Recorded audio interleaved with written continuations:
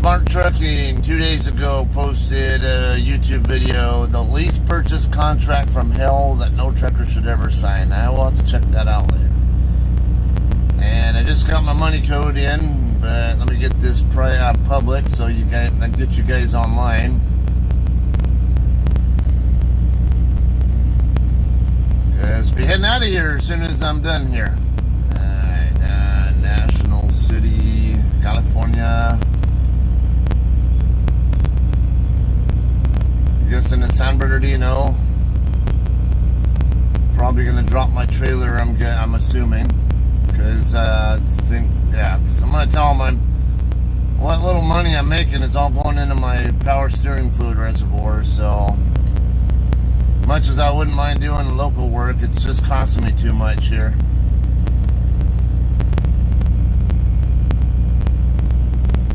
Okay, we're public now. That lumper fee taken care of.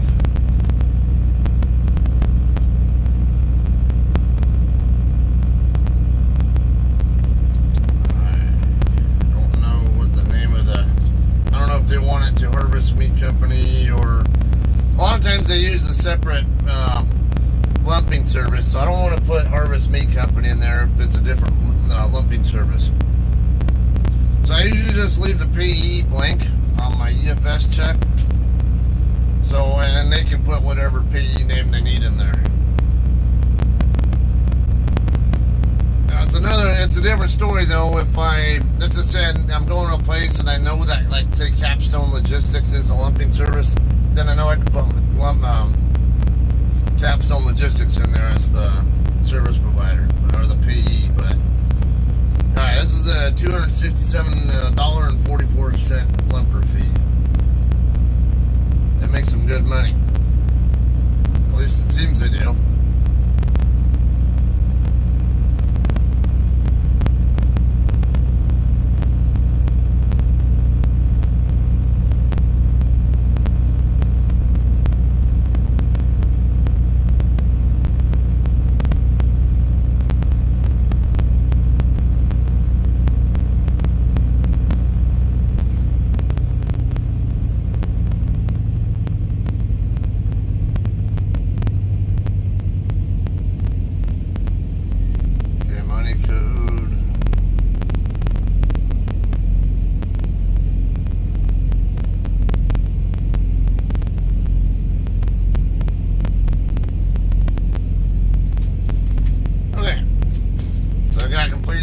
EFS check. I'm gonna go pay my lumper fee and we'll get out of here. Alright. Morning, everybody. I'm gonna switch this over so you guys can get a look.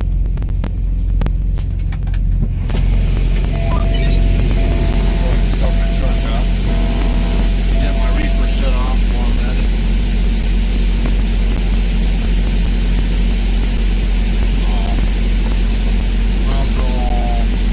You have a little less than 0 minutes of remaining drive time.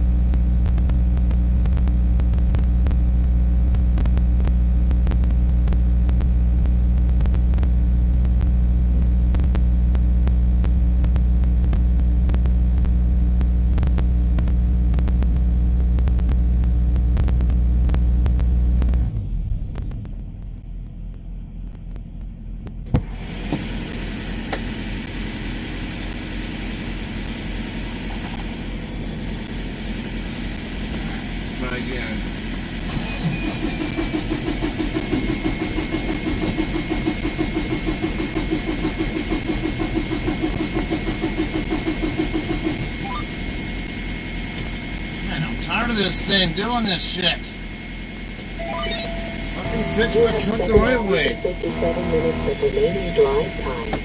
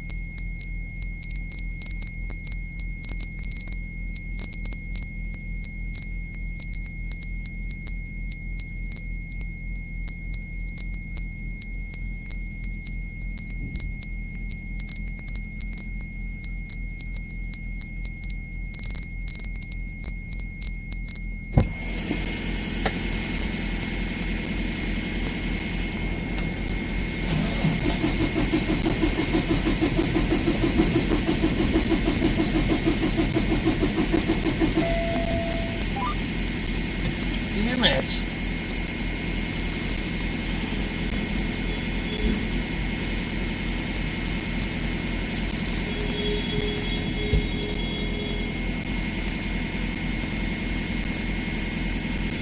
Now overheated the starter, you gotta let it cool down.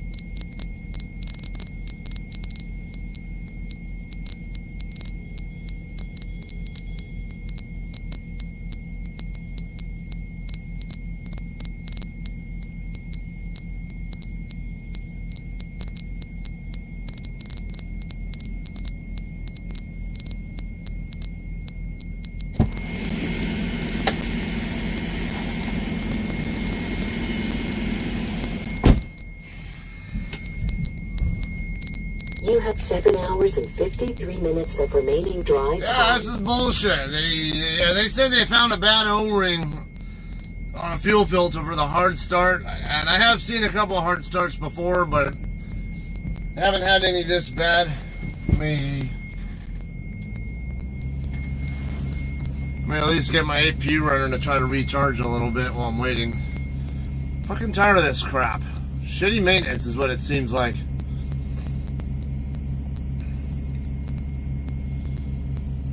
Got to empty a new Caney heading to Reno by way of Bryan. Oh, okay. Oh, you're doing the same route that John Farber's doing. John Farber just picked up a Bryan to Sparks load yesterday. I think it was yesterday, something like that. So you're basically following him.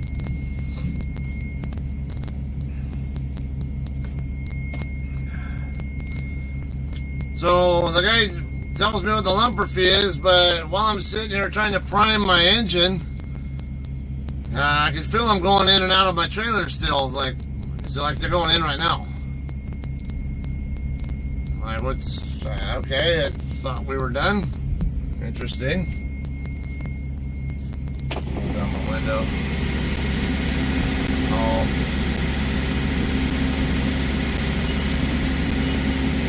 Kind of hard to start the APU when the ignition's on.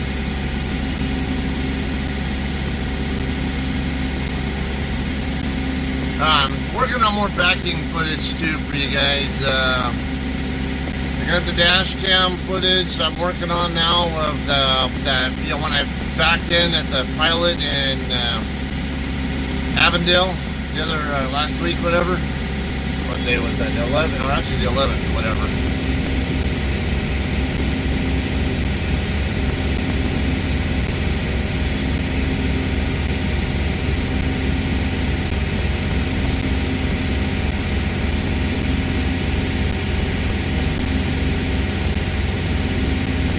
I'm gonna see if my APU gets the voltage up. It's saying error low right now.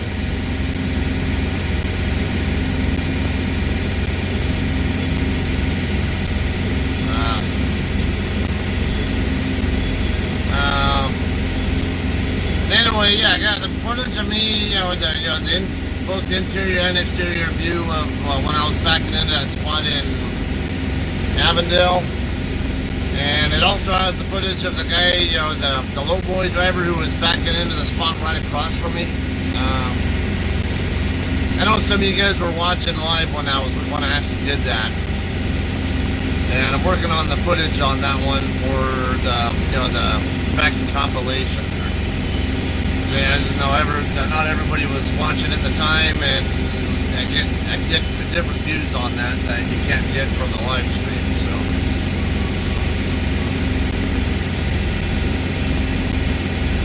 This guy's pulling forward. A&J Trucking out of Sioux Falls, South Dakota.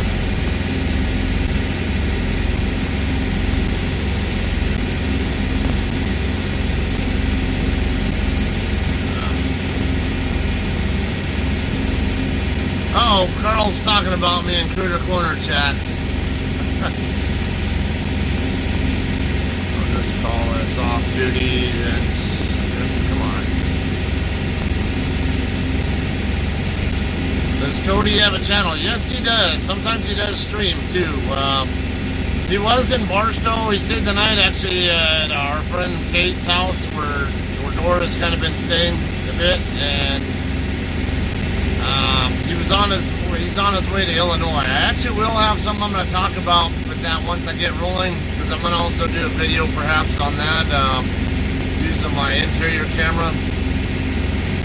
Actually, once I'm moving down the road,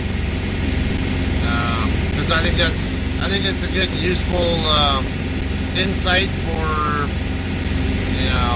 newer, or not just inexperienced drivers, but even experienced drivers who just never figured it out, or maybe who aren't familiar with the way JCT does things, and he's putting your mind, thinking outside the box and putting your mind on the way a planner and DM thinks, and not just your own little way. So I'll be talking about that. Hey, Super Peter, Cheryl, whoever else.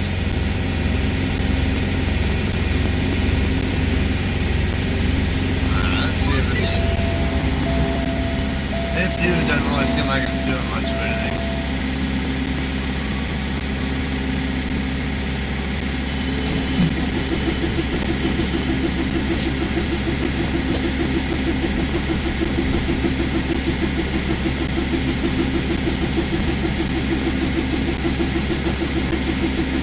You have 7 hours and 49 minutes of remaining drive time.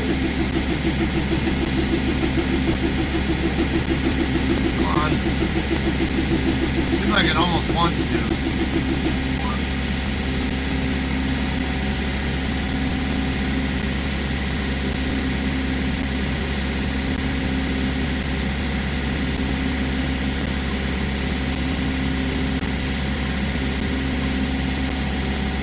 tired of this shit.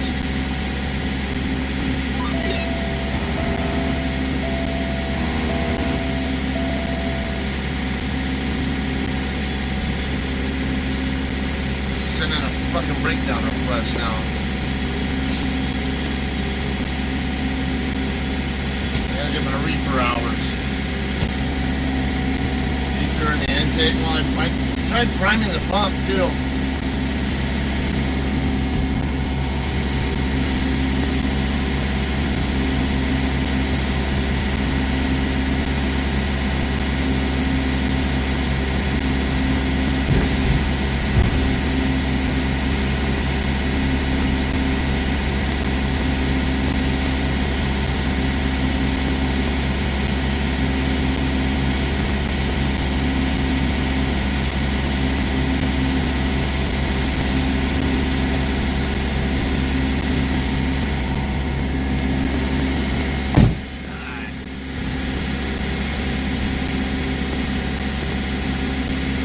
Been doing that ever since they supposedly fixed it before.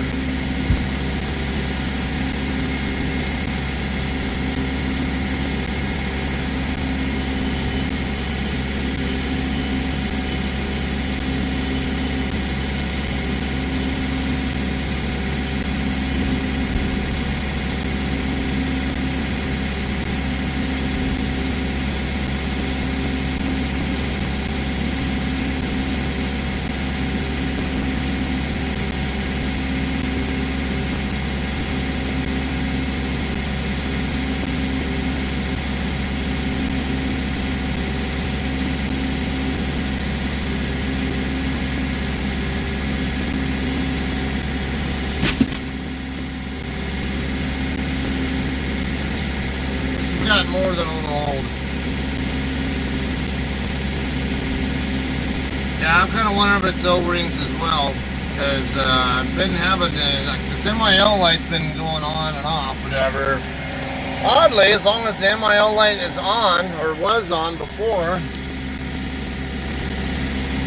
I wasn't having real problems getting it to start. But whenever the light, like last night, or actually this morning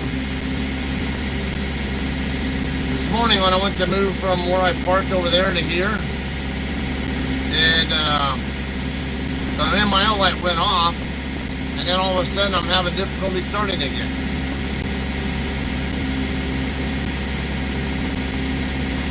But you can't win for losing. It's more than all frustrating. It's actually infuriating when I already got the truck looked at for this same exact problem and it still can't get fixed. And on top of that, power steering issues. What little money I can make keeps getting poured into my fucking power steering fluid reservoir. I'm tired of this shit.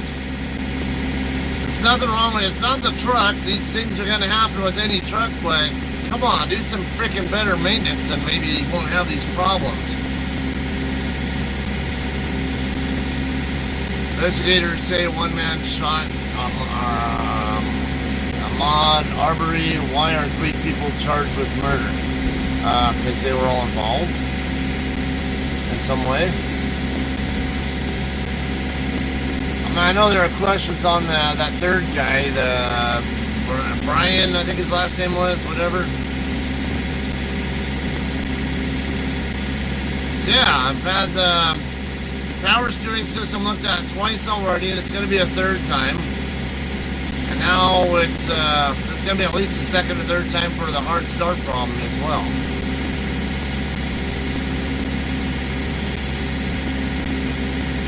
All I can do is just keep trying every 5 or so minutes, I guess, and maybe it'll sooner or later start, but I've had it with this shit.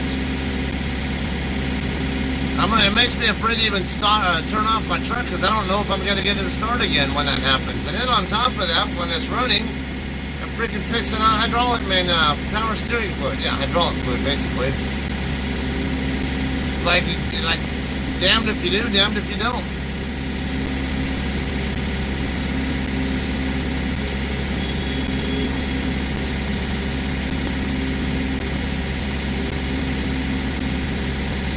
Cares, you can do an update on my truck. What's up, Cody? Cody, actually they were asking, are you going to be streaming live or anything like that today? Who was it? Somebody was it John or someone else?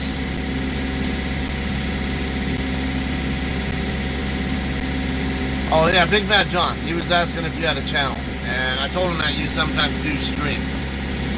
I'm not going to be streaming too long if I can even get my truck out of this damn spot whenever I'm done.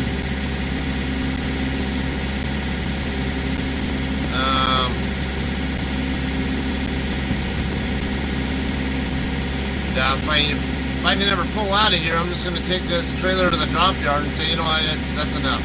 Especially if I can't even get the damn truck to start. That's enough of these games.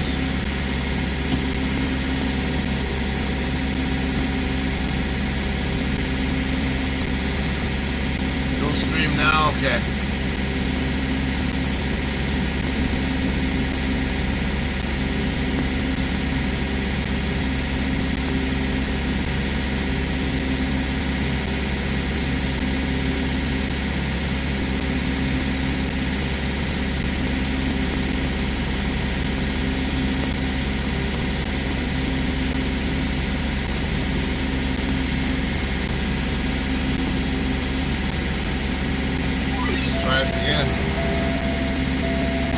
Every maybe 5 or so minutes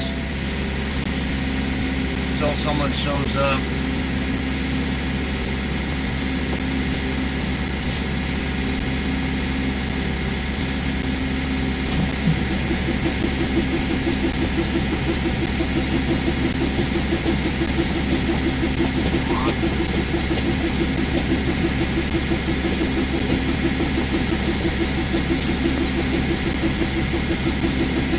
What am I hearing little sounds again after? It sounds like it's trying to.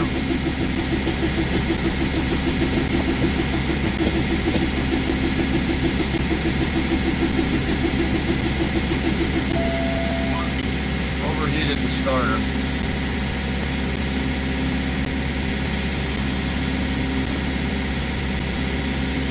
For a second there, it sounded like it was going to try. Like it was, I could hear that the engine was turning a little faster and faster, but it just wasn't enough.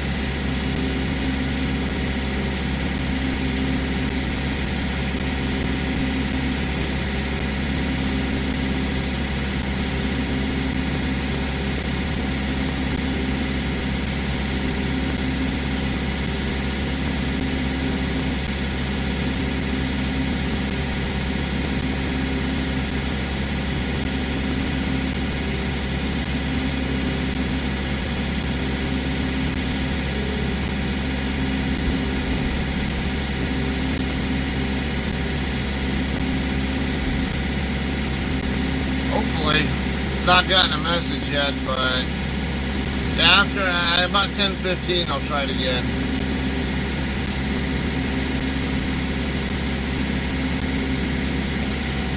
Also,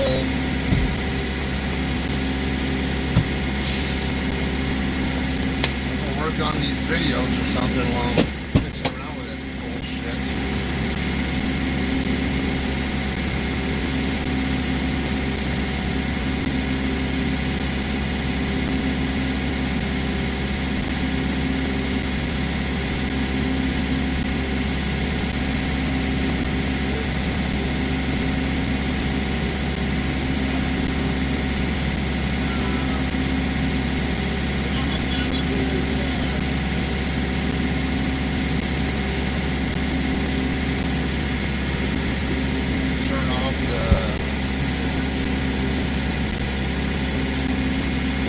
I have a Bluetooth speaker that I use.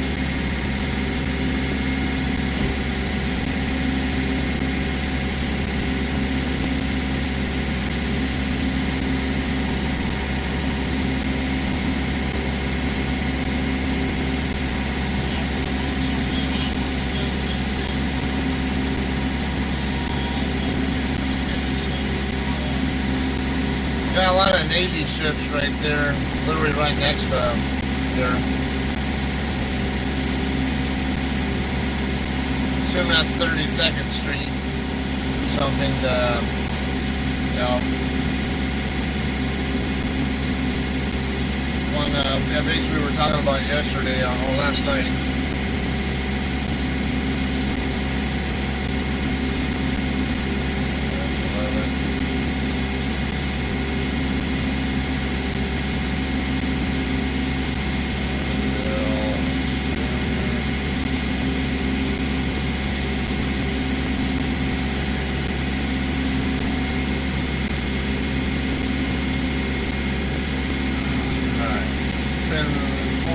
Looks like.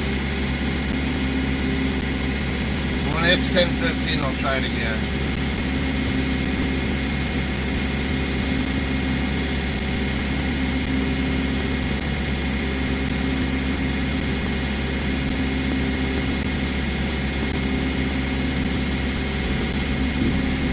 Right? That's what I was thinking. And last time it was an O-ring for the fuel filter. Probably explains why my fuel economy seems to be going down a little bit too. Because I normally get like 6.8 miles a gallon or so. And I noticed it had been trending down a little bit to like 675 or something. So I thought maybe it was just heavier loads or something, or maybe I'm driving a little bit different without realizing it, or you never know. Now I'm starting to wonder if maybe it is an O-ring doing it. Alright, 10:15 now.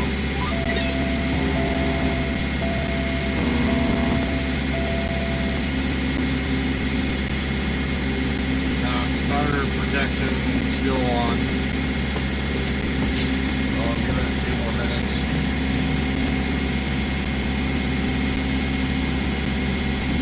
I guess every 10 minutes or so until someone shows up and gets the action fixed. Or started at least, whatever.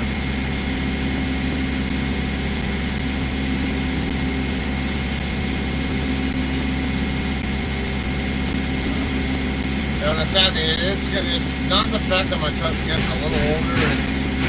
It's, any truck can have this problem.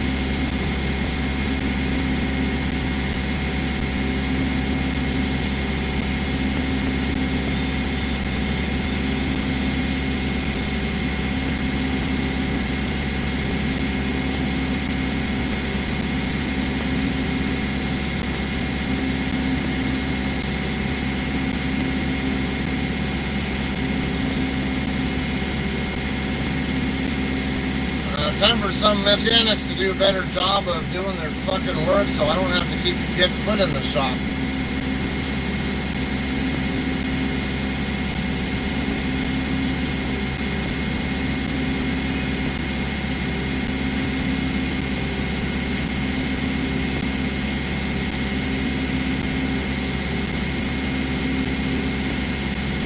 This Trias is gonna park. He's not done with his, probably not done with his break or something, or getting ready to take a break. I'll give it 3 more minutes.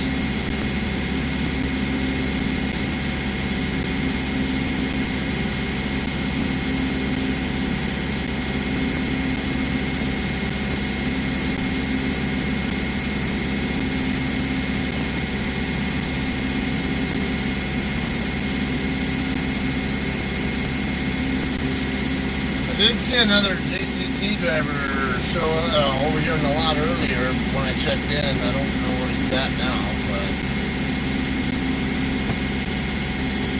keep extra fuel filter in the truck, easy to change.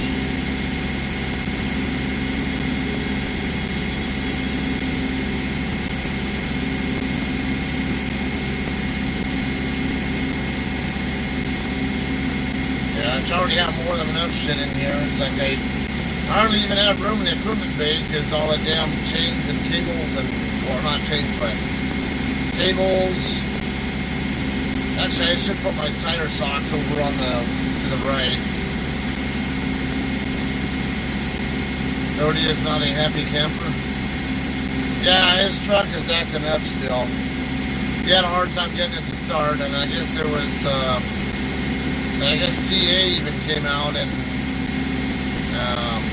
just tried several things and couldn't get it to start, and then they walk off, whatever, and then they come back and it just starts right up. So he's going to end up trying to get that truck back to our terminal and get a new truck when he gets there. He's having more electrical problems now that he's driving, or was it just the one from before he got rolling?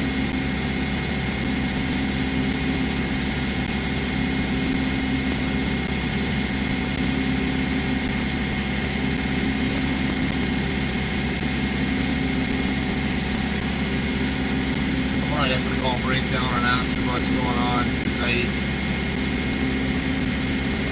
And if I can't get this truck to start, I'm gonna need someone to come out and either help me get it started or throw me out of here.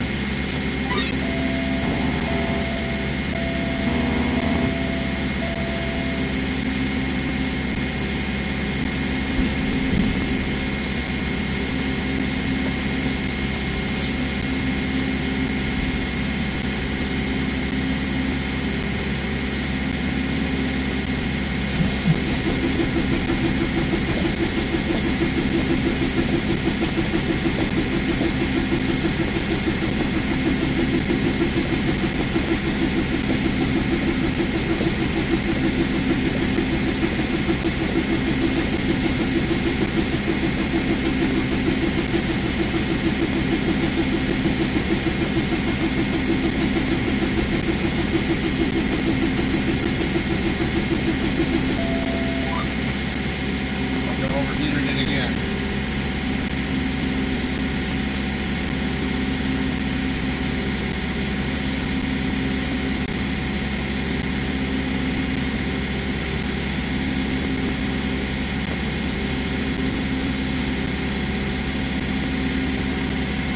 Let me try priming the shit out of this thing again.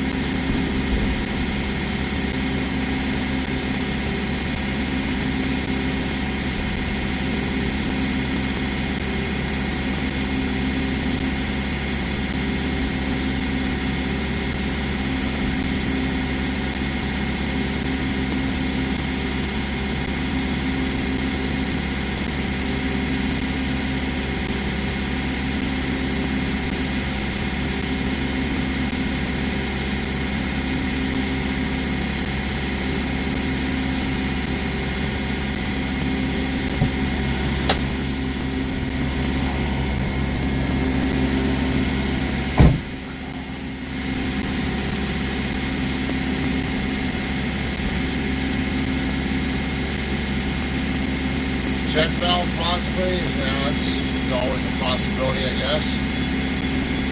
Maybe it's sticking or something. Trying to explain why sometimes it works and sometimes it doesn't. Or I was also kind of wondering if maybe there's something wrong with the connection on the fuel pump or something. Like sometimes it works and sometimes it doesn't. Once the truck started, it works fine, but getting it to actually start is another question. Yeah, or I was even thinking maybe glow plugs too.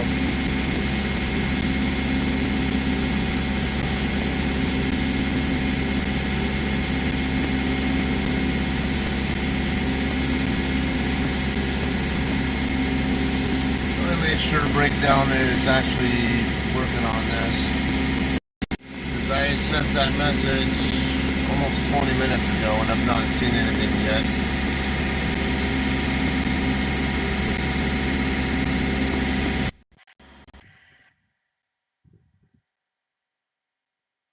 No response from them makes me question if they even saw it.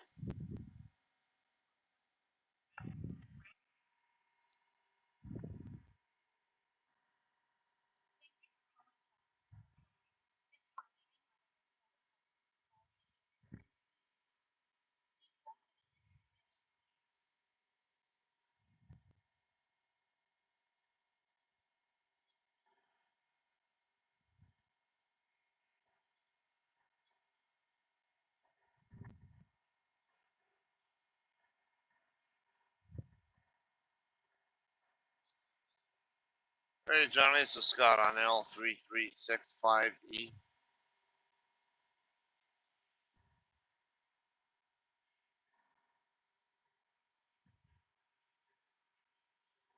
Correct. Yeah, it's acting like it's air, fuel, or ignition issue. It's the exact same problem I had before, and last time when I had it at the dealer, they said that they found a bad O-ring or something on a fuel filter.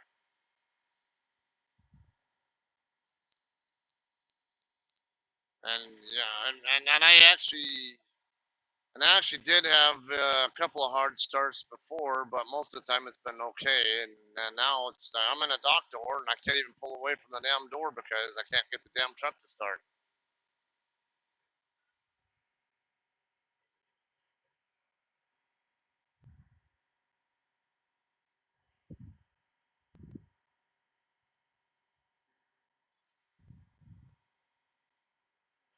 Okay.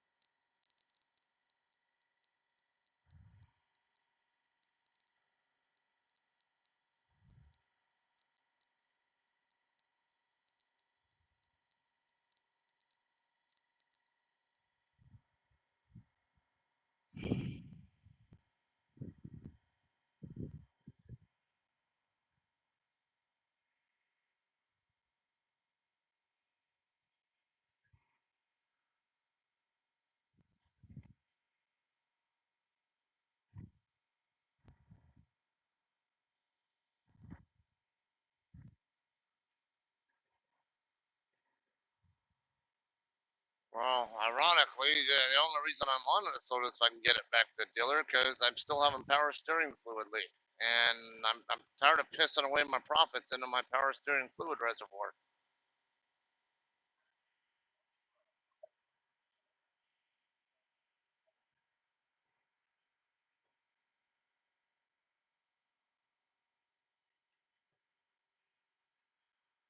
There's there's nothing to repower. I'm already in a dock door unloading.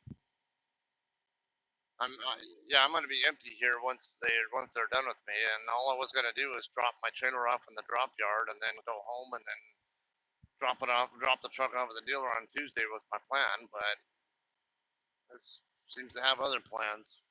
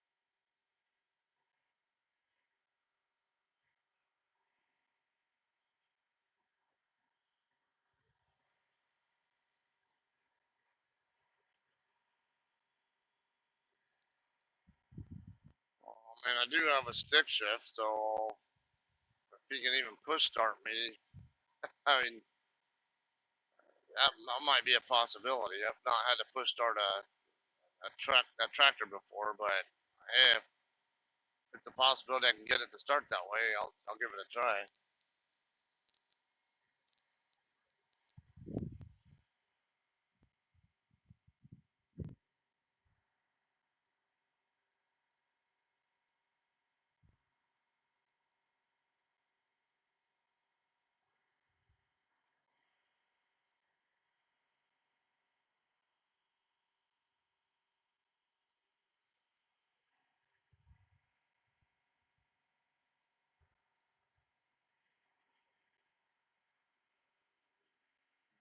No, I don't. It's not jump start issue. It's definitely at least yeah. I'm pretty sure it's not, but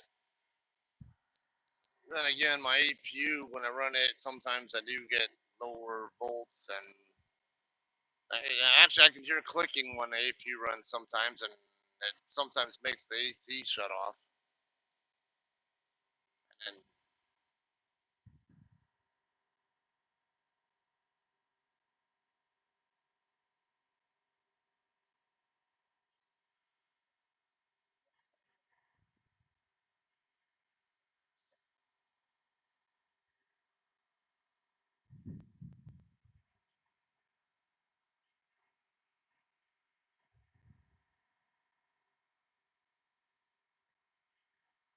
I live in Victorville, so about 100, about 120 or so. Well, about 140 actually, depending on yeah, I'd say about 140.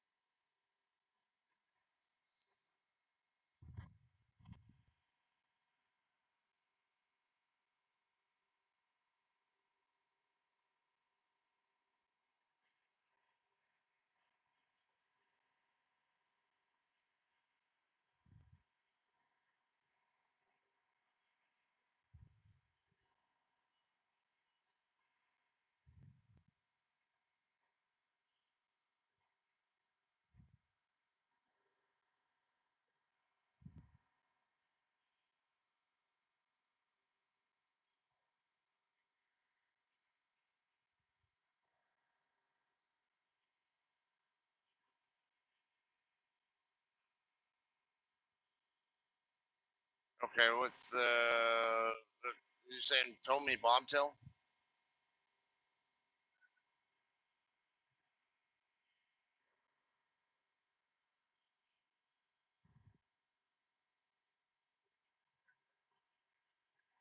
I can ask them.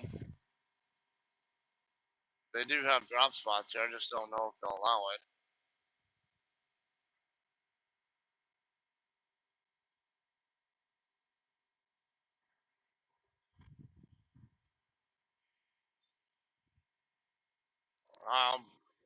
And I think it might be easier for someone else to use if I keep it hooked to me. And I know it's longer miles, but if I go to the dealer in Fontana where I usually go, it's closer to home, and it's also closer to where a lot of drivers are at, and in a better position than need an empty.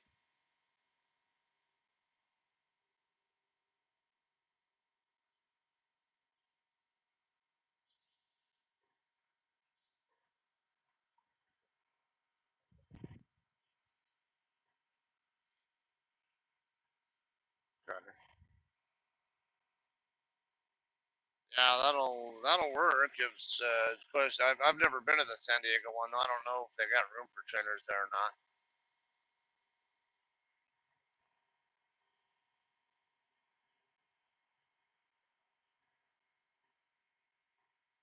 Okay. All right. Okay.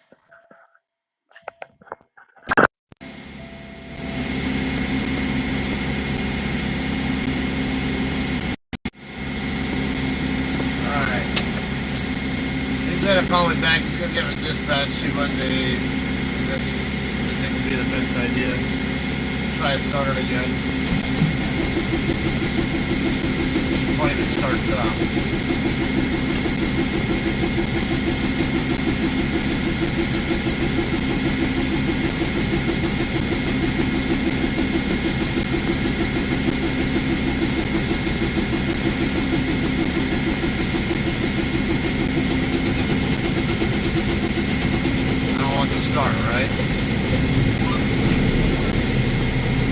to tell him never mind.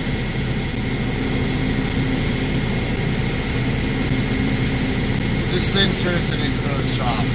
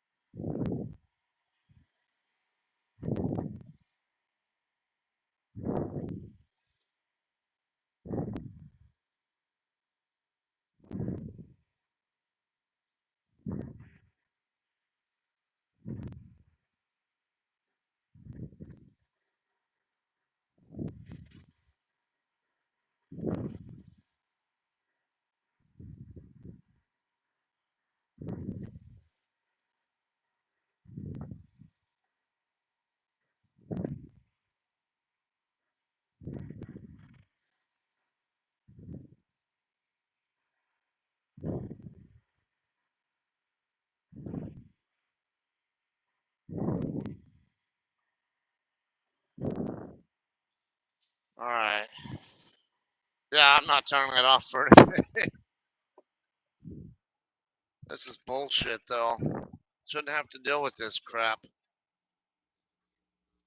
It's like, why am I spending money on maintenance that it's not being done correctly or whatever?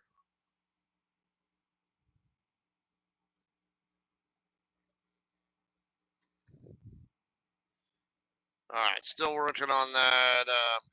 So I got the exterior camera views that I'm working on now for that pilot in Avondale vacuum that I talked about. That you guys saw.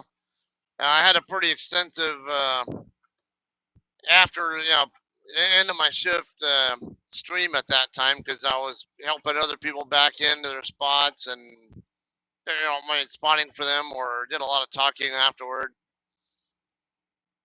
This one, of course, will have both the dash cam and the rear facing view as well as the interior view um, to get more ideas. 'Cause, to say, I know like James Kelly was even telling me last night how a lot of the stuff I've talked about and my backing videos that he's seen before really helped a lot with the fundamentals. That's JCT calling me now. Hello?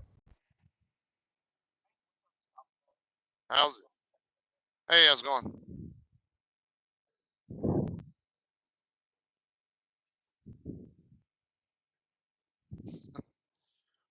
I'm gonna give you I'm gonna I hate to interrupt, but I'm gonna have to on this one to save you the trouble. I I I, I, no. Trust me. Everything you're gonna say is completely irrelevant now because I was able to get the truck started. It took several seconds of turning it over, but it finally got enough to start. So I have it running. I'm not gonna shut it off. I'm just gonna take the trailer up to the San Bernardino yard and drop it, and then go home, and then hopefully be able to get it started again Tuesday, so I can take it back to the dealer Tuesday morning.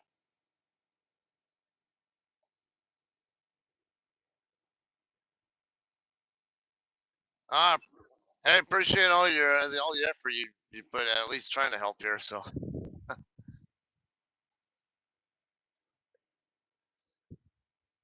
you too, man. Enjoy your weekend. All right, bye. All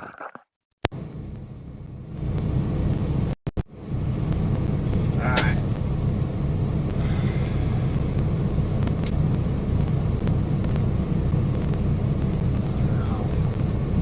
Let's see how much longer it takes before I can get out of here now.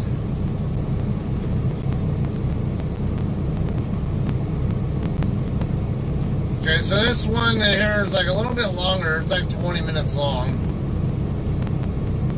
Try to see if it took a little bit to process. I need to actually get rid of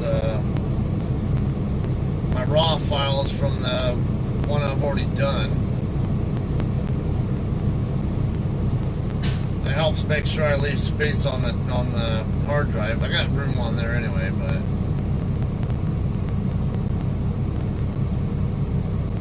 I can't tell if it's sitting in limbo or if it's actually still slowly inching its way up. Hey, she's the last person that needs to be saying sorry about that because I know the struggles you and her keep having with your truck. So I guess the feeling is mutual there, Jesse.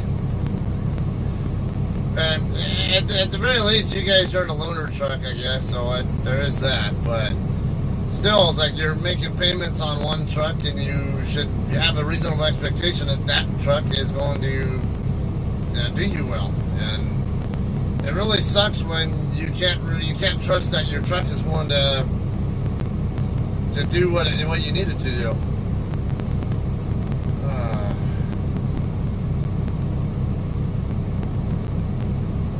Let's take a look at YouTube Studio and see what's going on here. Okay, I see Cody is live. Truck updates. I'm gonna go check his stream out for a second.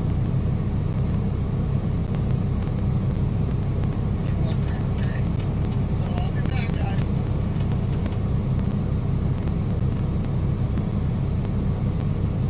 Why? But he just ended his stream right when I go on there?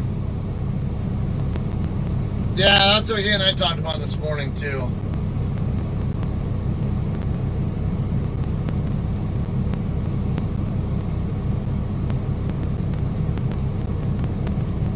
Let's see James talking in his stream about... Yeah, he just literally ended it right now, but looking at some of the chat. No, Corey, I don't need a new truck. I need new mechanics who can actually do their job correctly so I don't have to keep going back through this.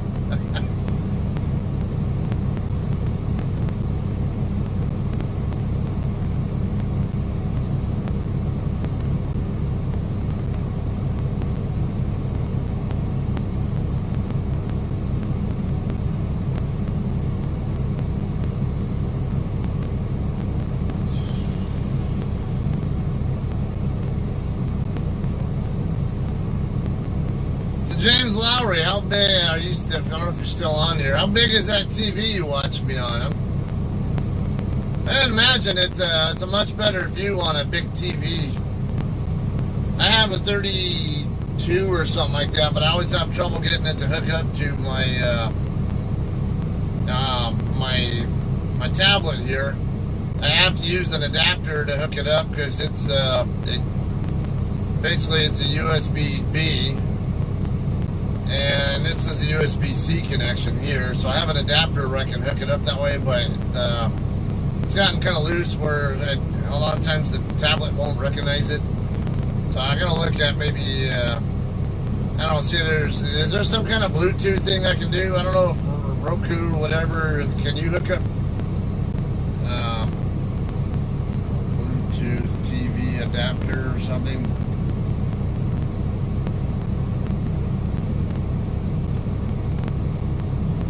Google Chromecast. What is that? I've heard of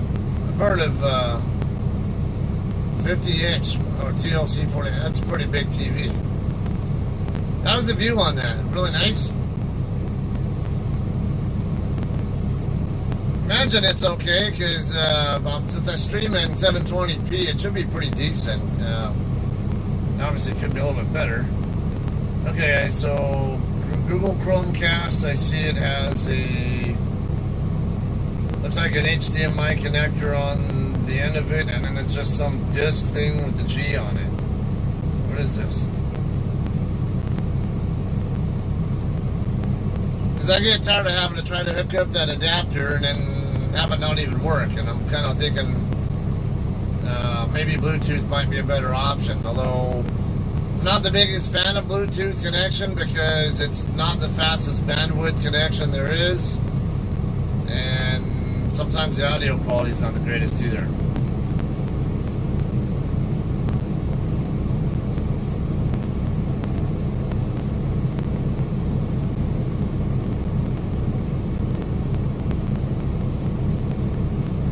Stream content from your device to the largest screen in the room with Google Chromecast.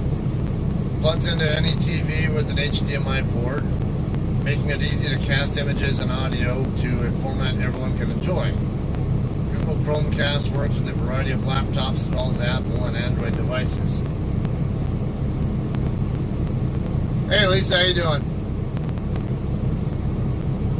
I'm in the truck with you. So I don't need Wi-Fi. I need Bluetooth. I see us talking about Wi-Fi, but I don't want to use Wi-Fi. I want to use Bluetooth or something. Or something that can directly switch over from HDMI to, well, even then, you see I have my mouse hooked up right here on one. I only have 2 ports on here. One of them is for the power adapter, and then the other one is for my mouse. And I'm not using this stupid little mouse pad thing that comes with the keyboard part of it.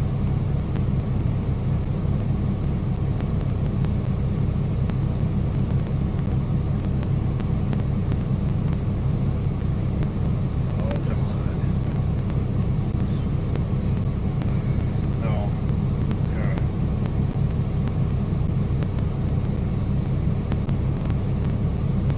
Can you add Bluetooth to a TV? Some support Bluetooth, but only for use with a keyboard and mouse. Others do support Bluetooth headphones, and you pair them with.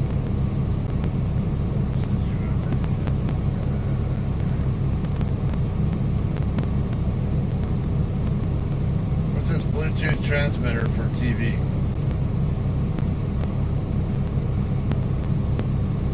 How about get this freaking Zoom thing out of my way so I can actually get out of here?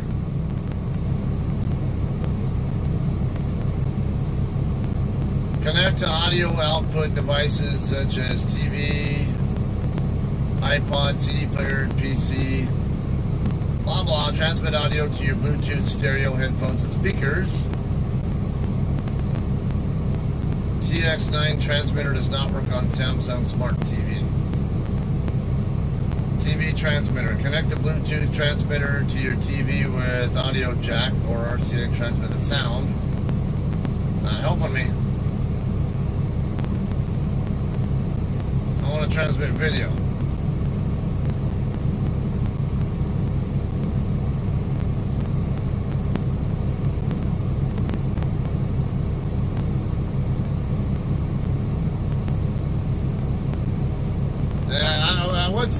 get a Roku or Chromecast and hook it up to your HDMI port. Yeah, and I was thinking about Roku, but I don't know enough about it. I don't know what method does Roku use to connect to my tablet here, if I do that.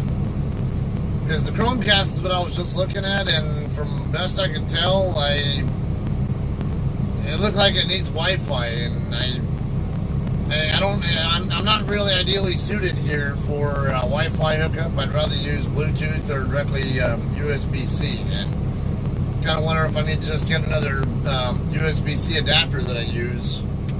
I'll show you it right now.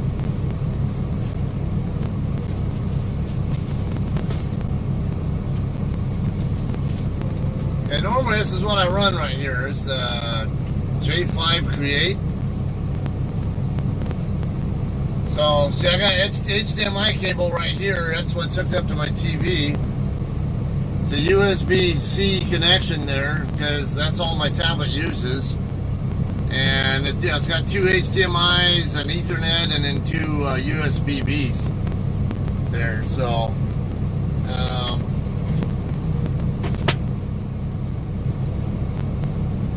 and I can't really. So enabling, of course, HDMI is what I'm trying to run off of, but then a lot of times it won't actually hook up.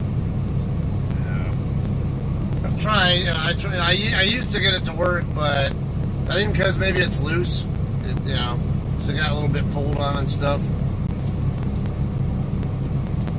All right, let me check out Roku. Can you connect to Roku by Bluetooth?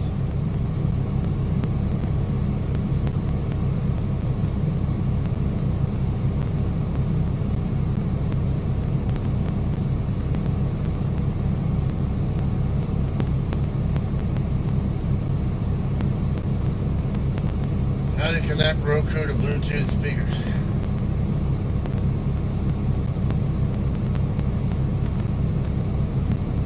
You cannot pair Bluetooth devices to your TV on its own. This functionality is not supported. We do offer a feature called mobile private listening through the Roku mobile app.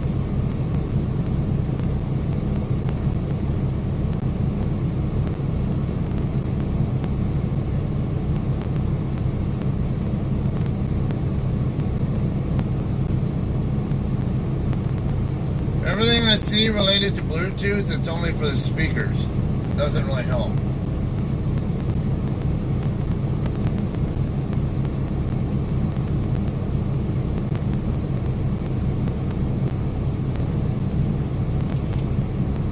Like Cody's back online.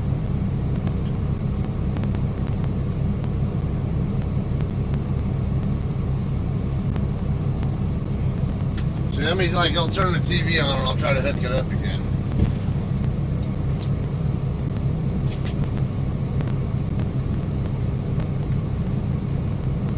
Oh, gotta plug it back in, I guess. If it's even. Oh, it's on.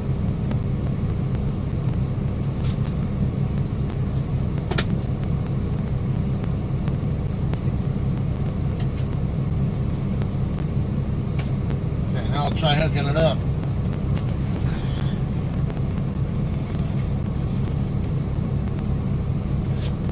So I've been able to hook it up before. It's just the last few times I've tried, it's not wanting to cooperate.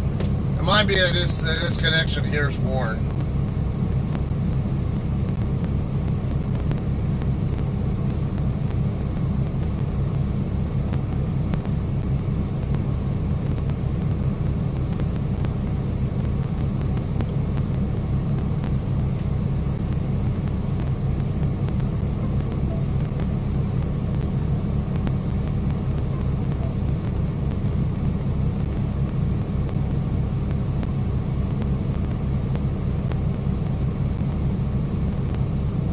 It could be a Windows thing for all I know too, because my tablet here is a Windows 10 tablet. Yeah, it's not acting like it. Yeah, because I can go to the multi-monitor area of here and nothing will show up. Like it doesn't even recognize that there's another. Like I heard it, but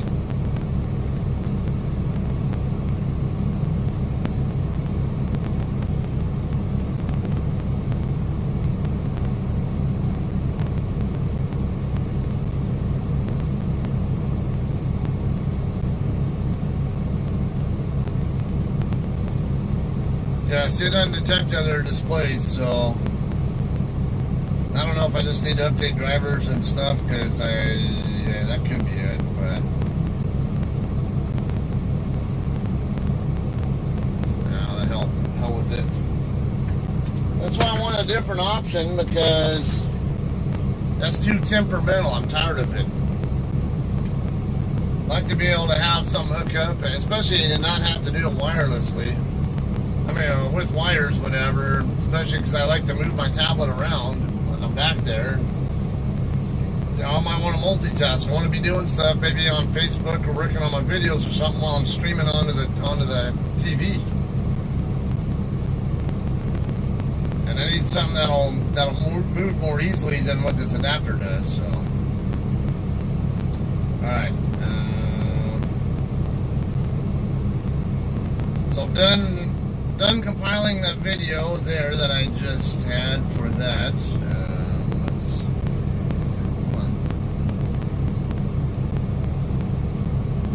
Now I'm going to remove these videos that I just had from the project, and then that already had an interior one on that one, so let's double check. Is that, yeah, because that's what I have it.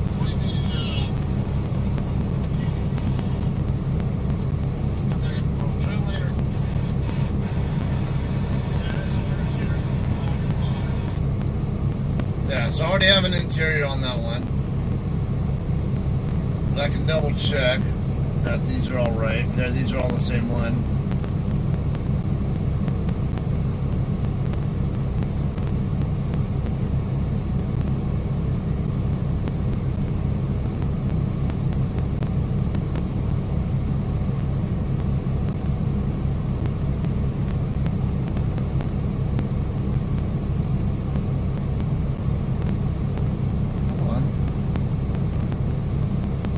Trying to drag, I'm trying to move.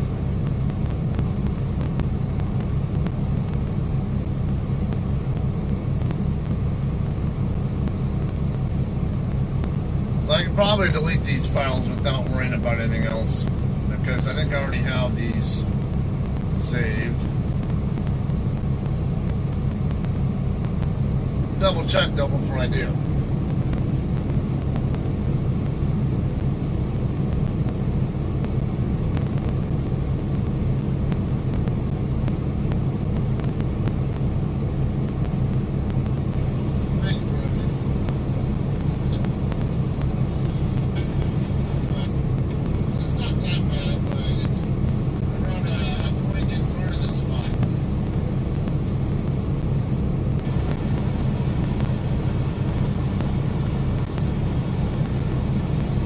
I think that might be the same one, because I'm sitting there waiting a lot.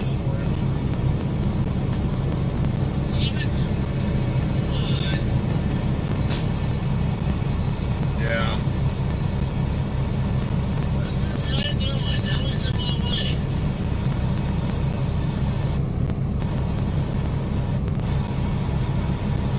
Yeah, definitely it.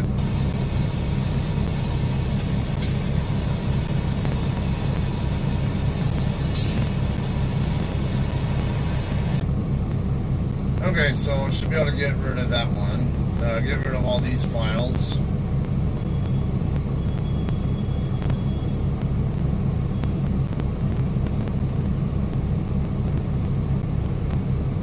Then I can work on the next folder. Is your truck doing the same thing? Yeah, hard starts and then power steering problem. Maybe I got it started and just gonna leave it running.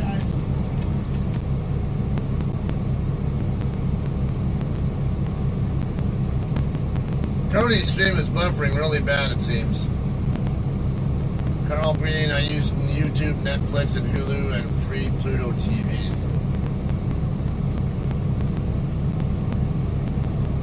A to USB-C.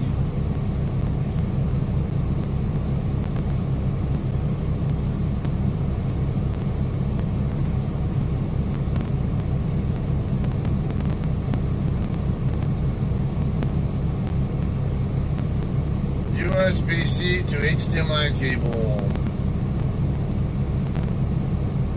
I really don't want that. I want, because I only have 2 hookups here, and I'd rather.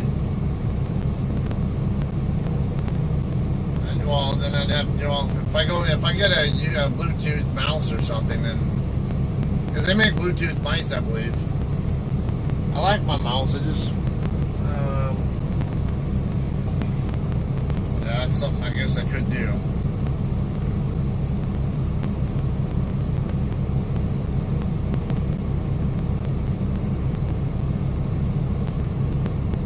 Convenient adapter cable for Samsung S9, S8, Note 8, MacBook Pro, and more. Yeah, and then mine's a Samsung Galaxy Book. Yeah, Samsung Galaxy Book 12, I think. It's basically an all-in. It's like a laptop and tablet in one.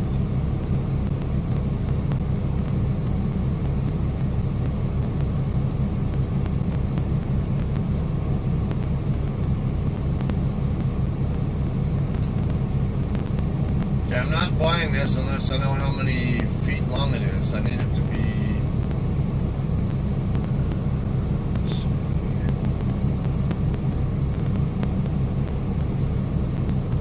There's not enough detail in here to tell me how long it is.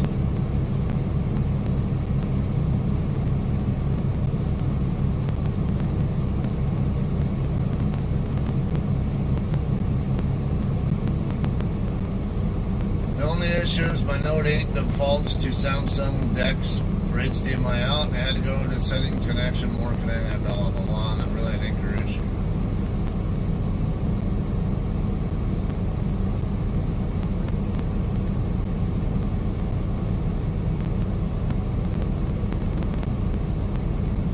See, this doesn't look like it's that long, and then I'd probably have to get an HDMI extender. Or a female-to-female HDMI adapter or something. Yeah, basically an HDMI extender, I guess you would call it, because I already have the cable there. I just need something to hook up to it.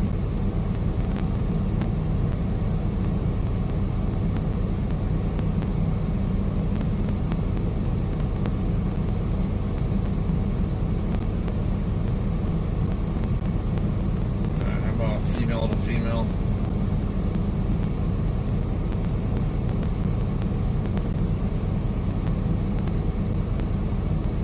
HDMI to HDMI coupler female. $5 at Walmart. Okay.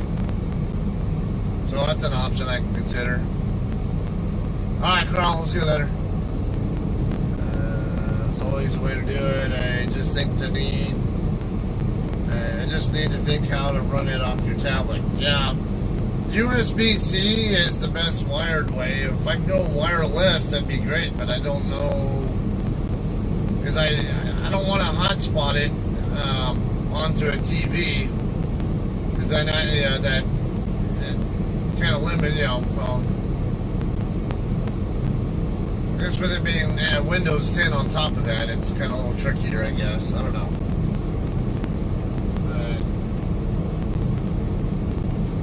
Yeah, if there was a way I could hook up video, let's see, Bluetooth video adapter.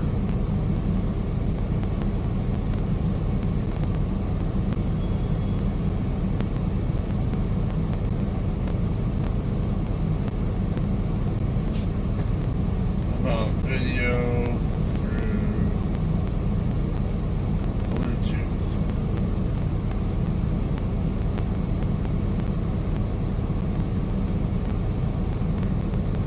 I don't want to transfer, I want to stream video.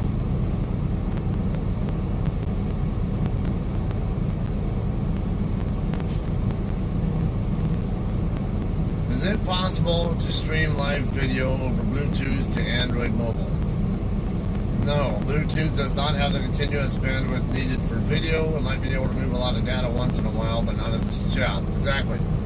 That's why I'm not really interested in using Bluetooth.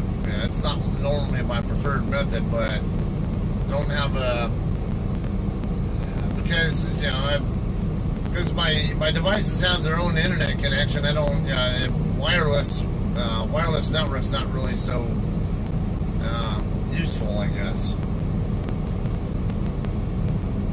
So I'm thinking maybe that USB-C to HDMI adapter cable with female-to-female hookup, because that thing's a little bulky. And then, but then I'd have to get a Bluetooth mouse also. So I'll have to look at it, I guess. Okay, so how about, let's go on Amazon. C to HDMI.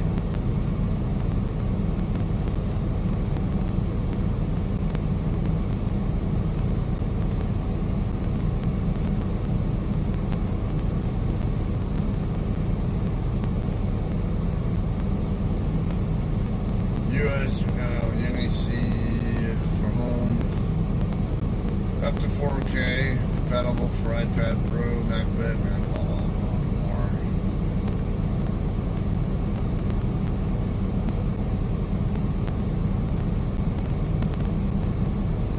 This $13 one looks better than QGM, whatever.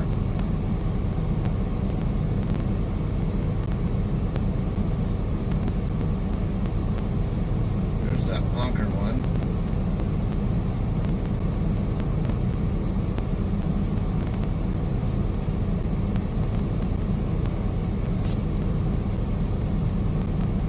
I'll just put it in my shopping cart for now.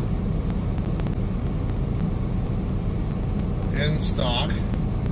Buy it used. Free delivery Tuesday. Order within 17 hours.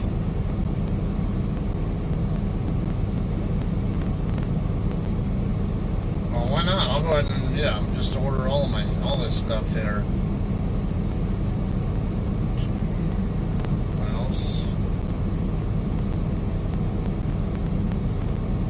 I'm picky on the mice.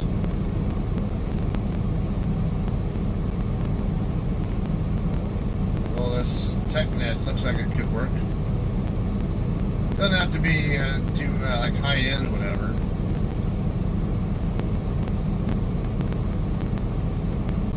What is that one I have now? Let's take a look. They tend to like having a bigger mount. Okay, this is a Logitech M510.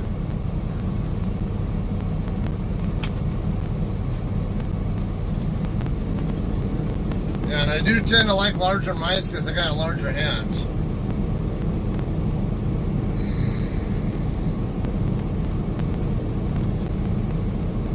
Logitech M535 Bluetooth mouse, compact wireless mouse with 10-month battery life, works with any Bluetooth-enabled computer, laptop, blah, blah, blah, blah, blah.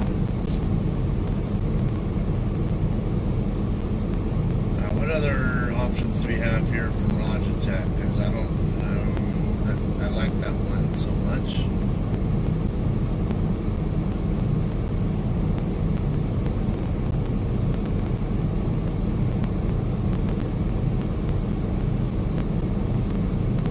Logitech MX Anywhere 2S. No, that's a USB. I see the USB thing on it right there.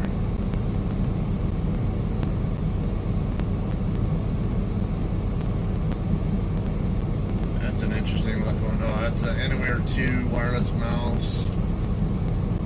Is it Bluetooth though?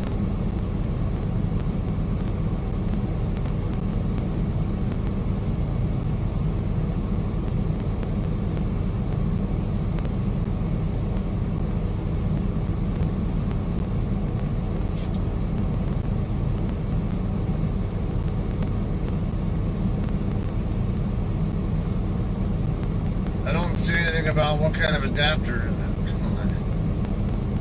USB port or Bluetooth smart ready device.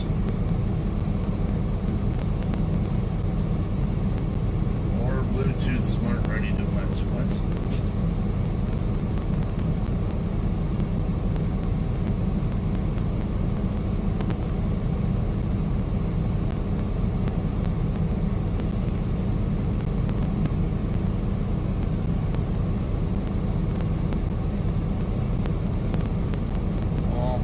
I'd say what the MX 510.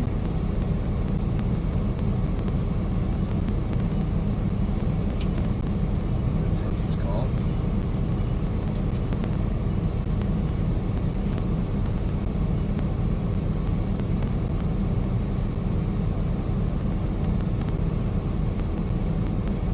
Or was it an M510? Or did I say MX or M510? An M510. Alright.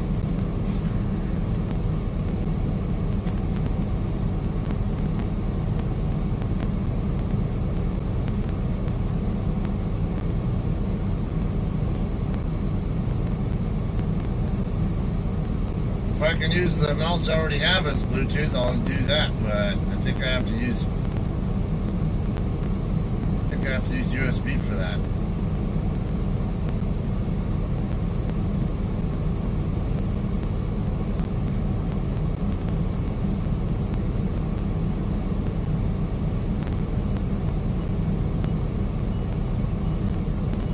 This one's USB only. The M720 Triathlon. Hyper fast scrolling, and it does have Bluetooth.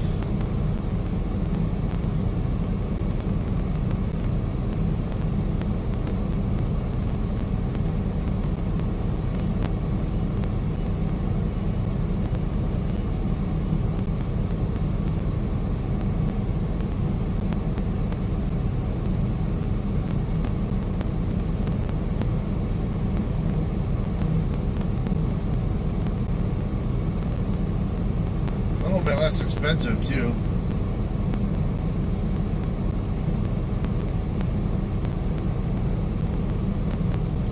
Navigate seamlessly on 3 computers.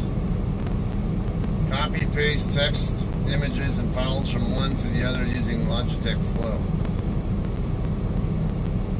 Well, I only need it to work on one device. Well, unless I'm at home, then but even when I'm at home, I'm not sure I really have enough need for that.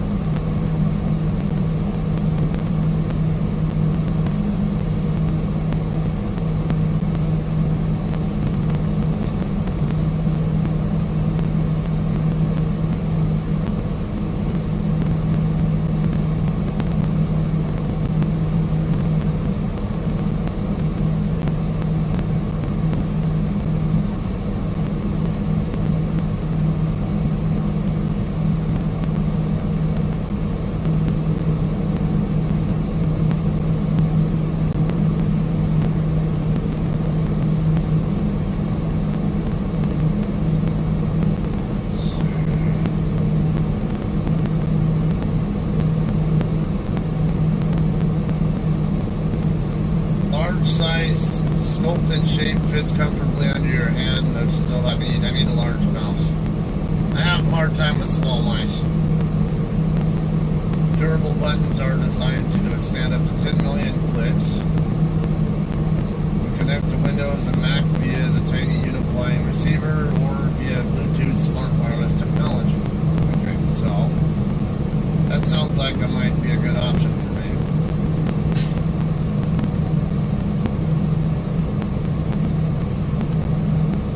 Add that to the cart. No, I don't need an equipment protection plan. Okay, and then I would need a female to female. The HDMI female to female.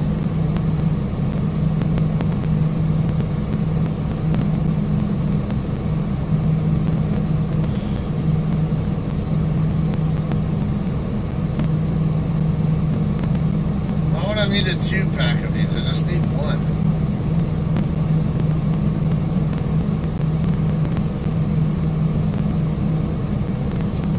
Yeah, here, this will work.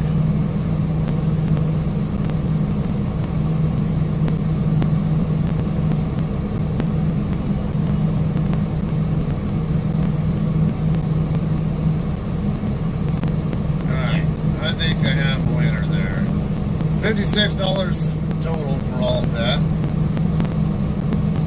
We'll see how that works. I mean, hopefully it's something I can. Hopefully that'll make put me in a position where that TV I can actually make better use of than what I'm able to right now.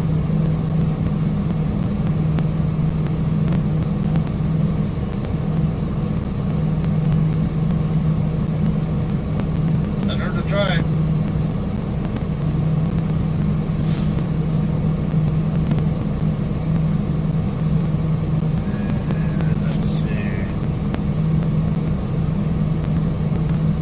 First one, delivery date would be May 26th. Wait a minute. Well, the mouse looks like it wouldn't be here until June 5th, but it's alright.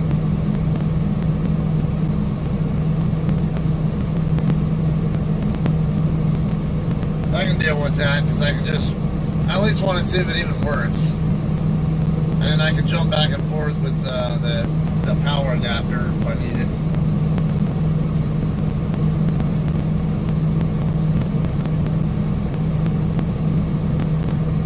Which one's the last one? What's it even on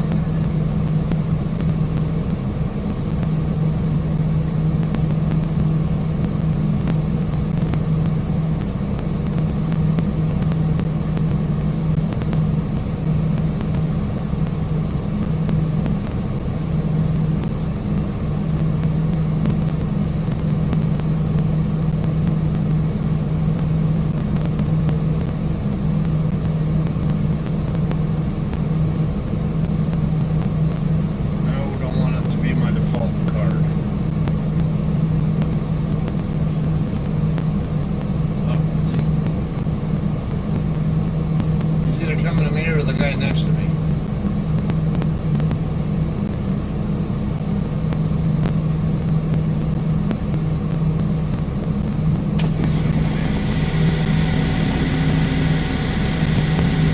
Oh, nice.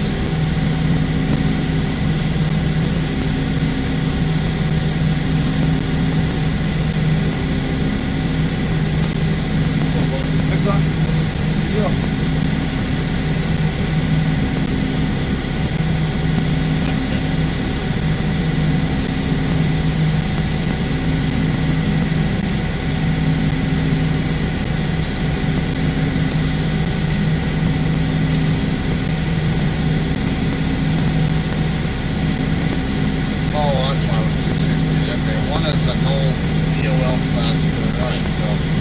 Yep, that's correct.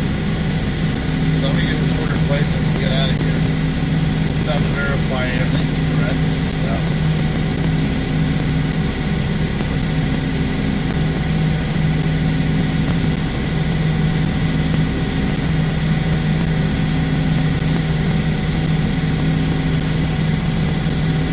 Alright, order's been placed.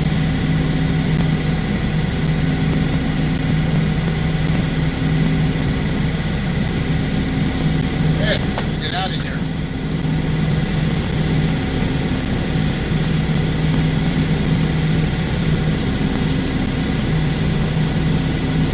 I always scan these in when I get home.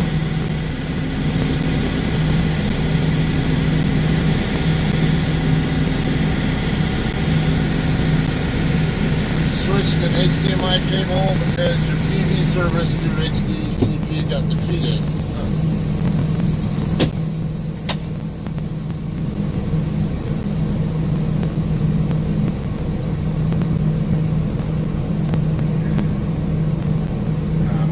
Say Shiva, whatever guy to finish docking in, because he might need to correct. There's a pretty good chance he's going to need to forward correct.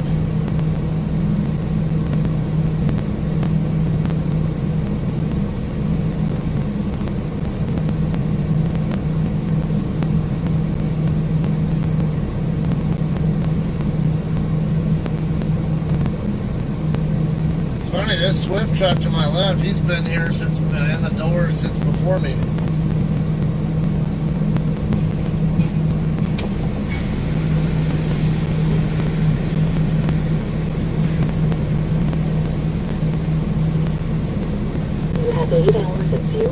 minutes of remaining drive time.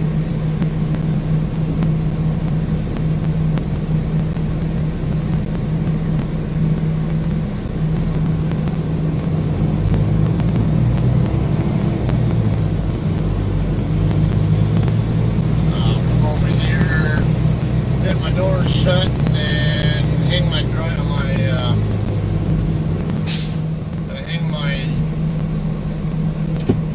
load locks, and set my departure on my empty call, and we're good.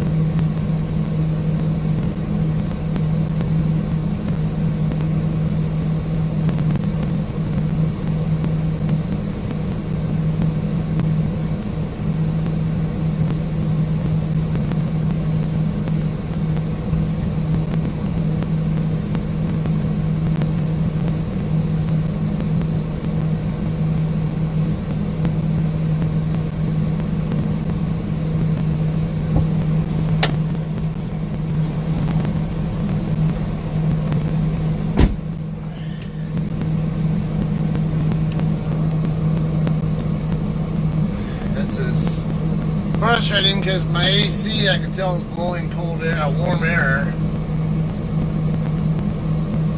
and I'm afraid to shut off my truck until I get home.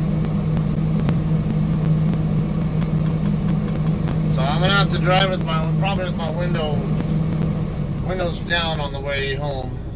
Oh yes, yes.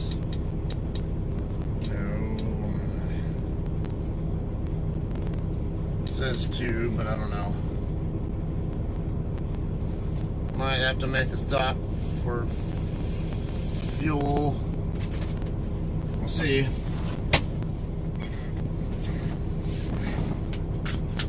I'll have to get reefer fuel regardless, but the question is, can I get to the place I want to get it from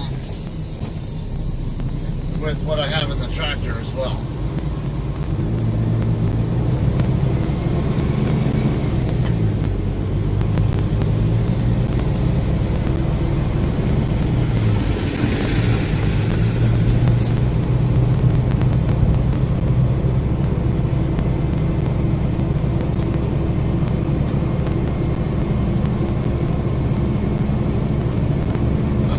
Sure, it's really giving me an accurate reading anyway, but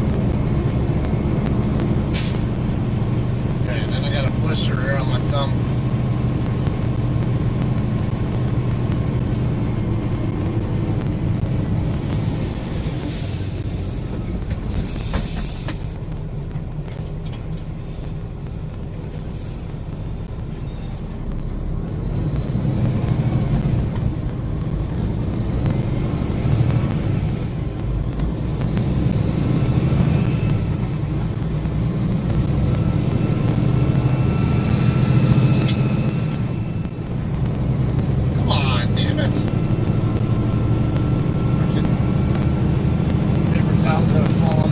driving.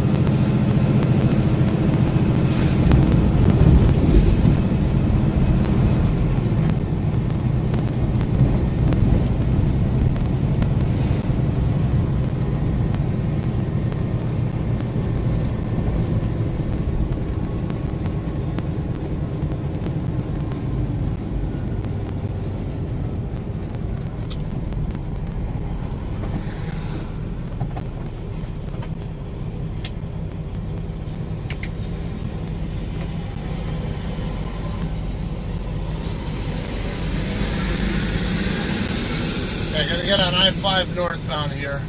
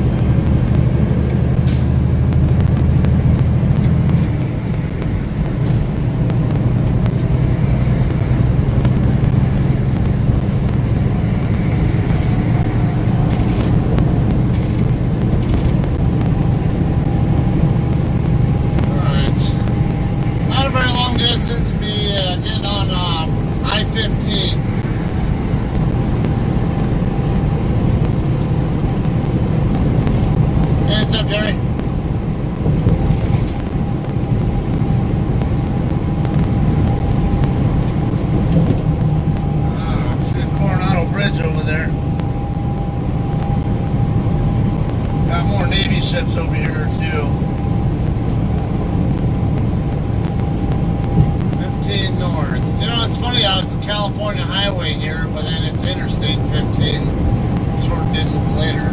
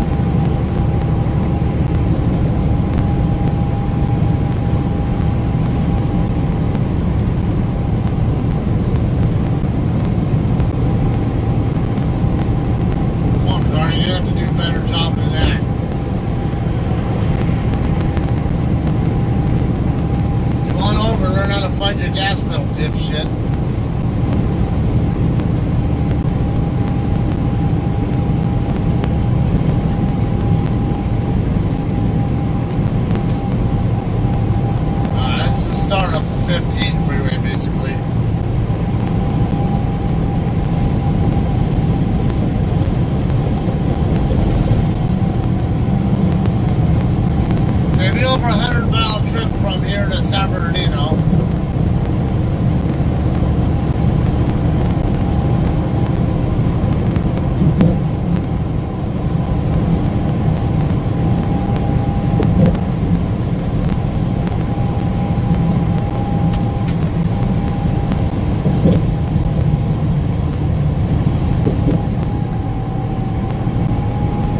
And of course, I'm off exit 148 myself, so I'm basically 147 miles from my house.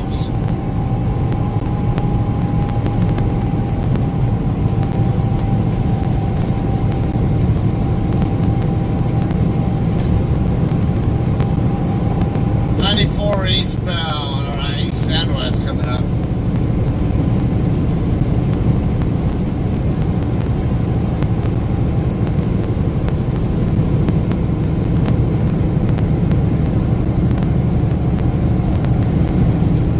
Alright, after all that bullshit, I'm gonna have to get to need some music, but okay, so I talked about I mentioned how I was going to talk about, because I want to get this on my, as a separate recording for, to help with, anybody who's newer to the industry or, even experienced drivers who just don't know certain things about the industry or even more particularly with JCT. Cody, of course, my prodigal son here, he had a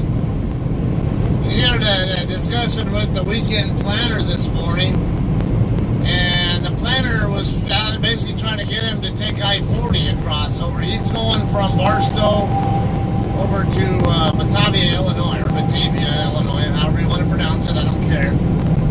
I'm going to pronounce it Batavia, though. I don't care if you like it or not.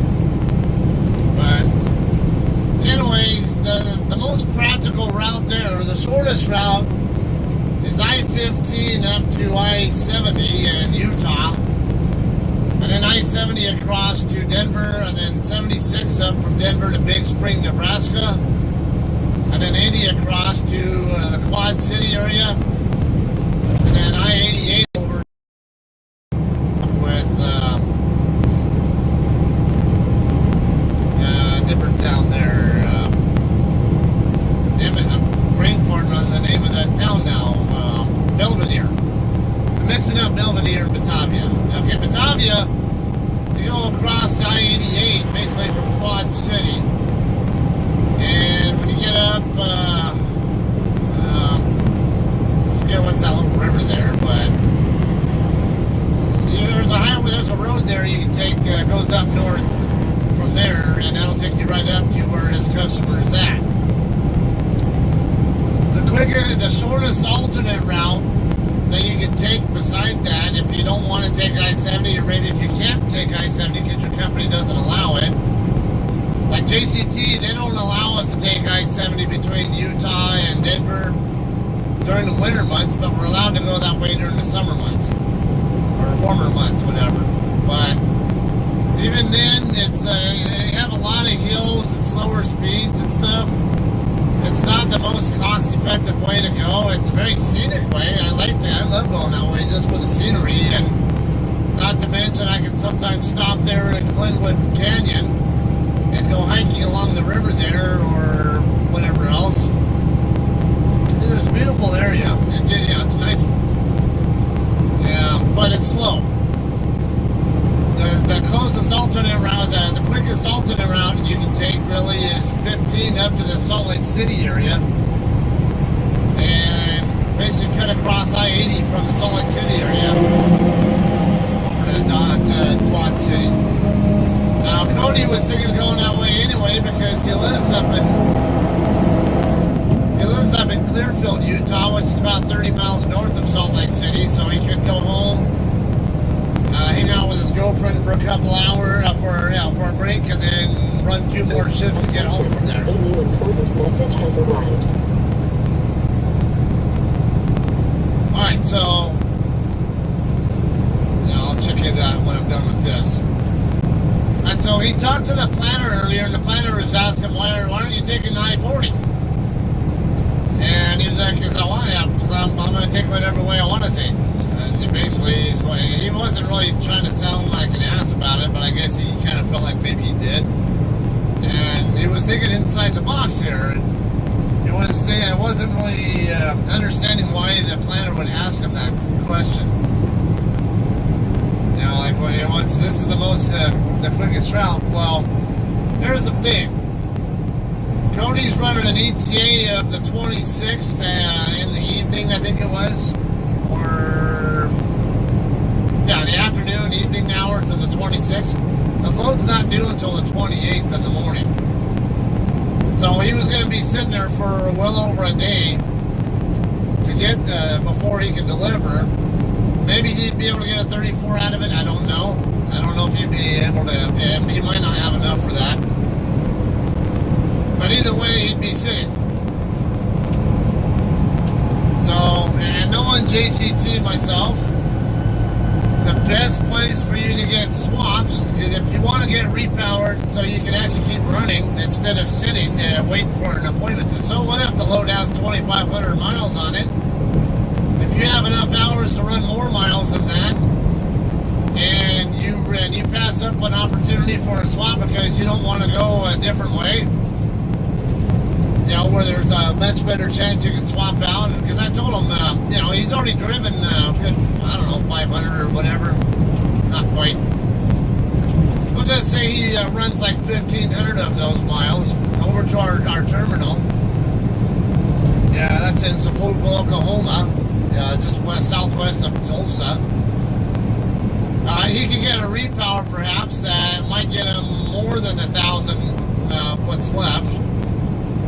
You know, so let's say if he's got a 2,500 mile route and he's already done 1,500 of it, then he has 1,000 to go. Well, he could get a repower because maybe he has the hours to work with to get a repower, to repower someone else's load that'll get him an extra 200 or 300 miles out of it for all you know. So you can't look at the short term, at the small little picture of just that one load you're on. What are you getting out of it? I mean, are you going to get more miles in the long run because of the repower? So what if you end up with a 2,000, let's say a 1,500 and then a 1,200, 12 or 1,300 to follow it up versus doing a 2,500 in the same amount of time? I would do the two shorter routes, a 1,500 and a 12 or 1,300 instead of doing a single 2,500.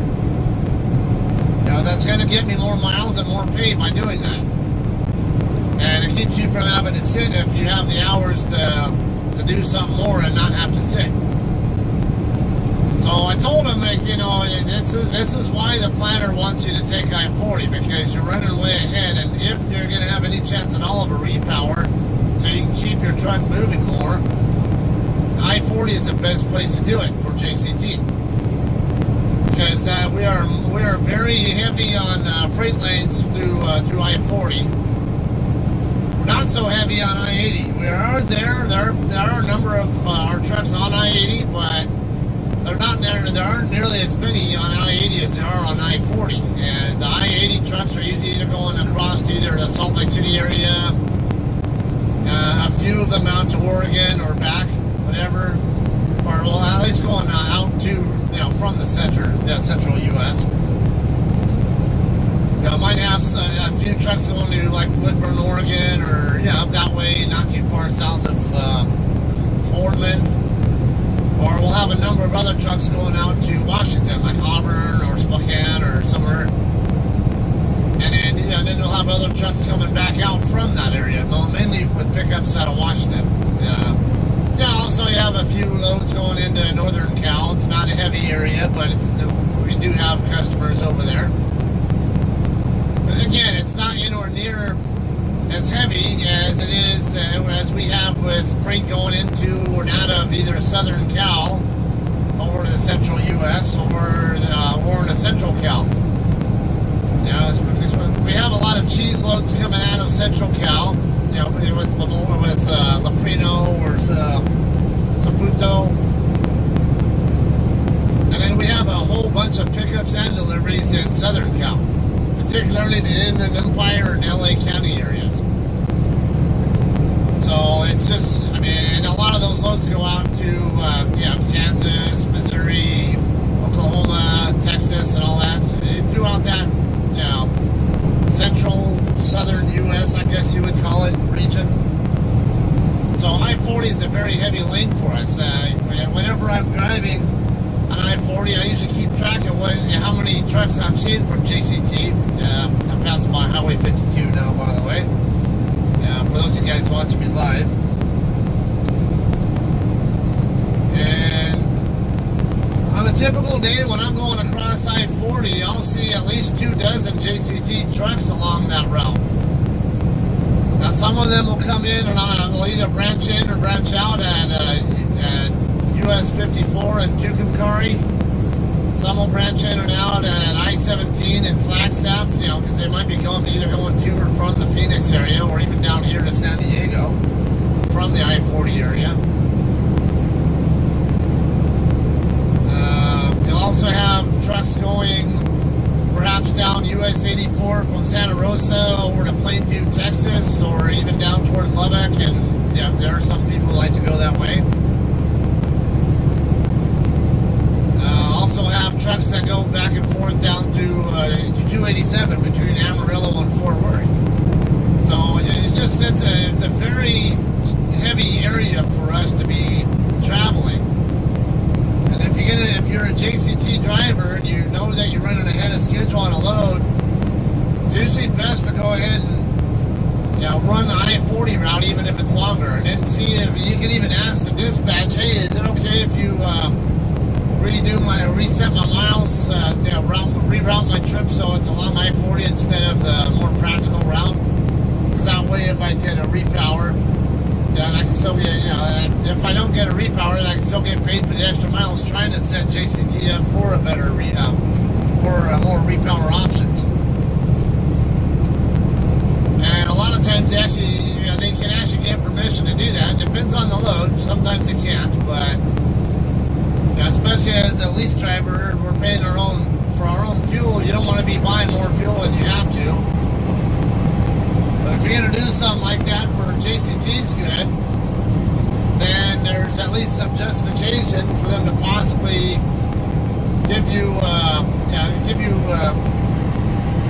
pay you the out of route miles for that, in order to get you to keep you moving elsewhere and have someone in it help someone else out as well.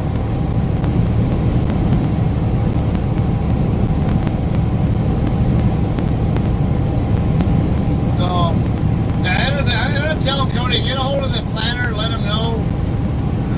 Let's see if I can get over here once this car lets me over. Don't screw me over to pick up. I look like he's gonna be nice and let just right on this long leg aggregate car and pass me first. Alright, Miramar Way. Got Miramar Marine Corps Air Station directly over here to my left. Alright, then so I told him get a hold of Chuck, the planner, again, and let him know, hey, just want to be sure what exactly you had in mind, because Chuck didn't communicate that to him why he wanted him to take I-40. So I told him what was going on. And when he talked to Chuck again, and he ended up finding out exactly what I said is why Chuck had asked him if he could take I-40. And he said, with Cody having his truck problems, he wants to turn his truck in and get a different one. He said he doesn't want to go past our terminal, and he wants to drop the load on our terminal and get a different truck, and then run something else from there. And Chuck told him that's perfect. We should be able to, because now he knows 2 days in advance, hey, I can plan on having this load get dropped here in our terminal, and have someone else who maybe just coming out of orientation or anything along that line, he can have them plan on heading up that way, which that could actually be a really good thing for if they have any drivers coming out of orientation who live in the Illinois area and are needing to get home to get their stuff. If not, maybe they just have other drivers there who are sitting at the yard getting truck work done, or 034 or whatever, and might be in a good position to take the load from there. So it kills a few different birds with the same stone there if he goes that way.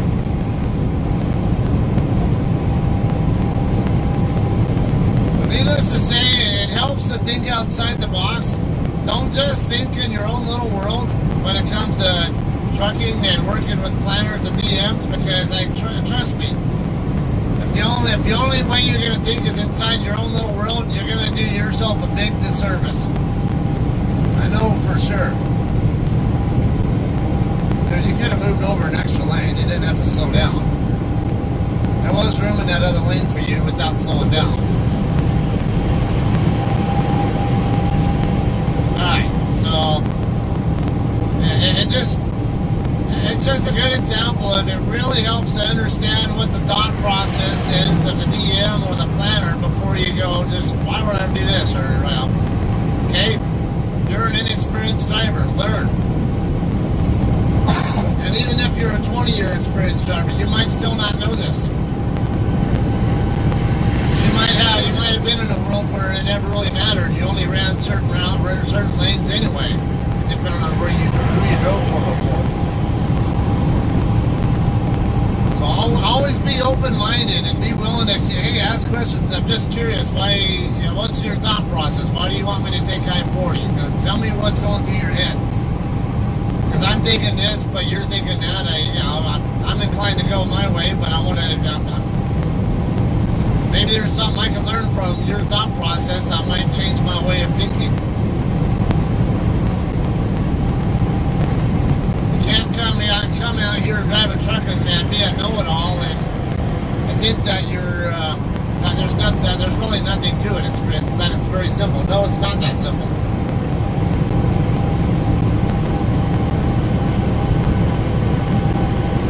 I'm pretty sure this lane up here is going to end again. So.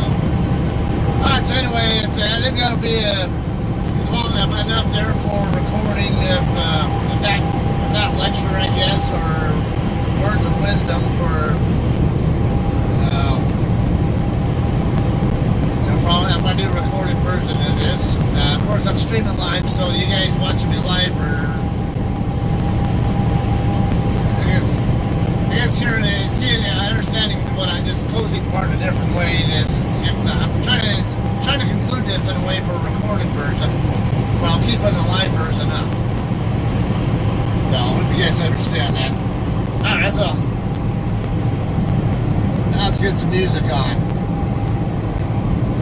Didn't realize I had don't tell me my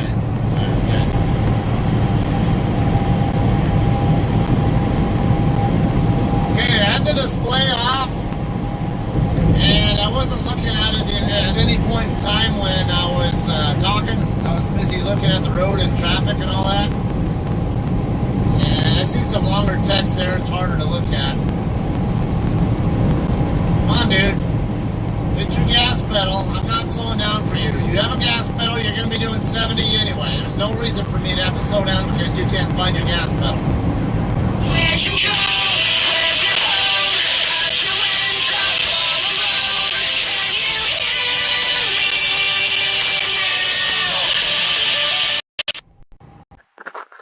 Hello.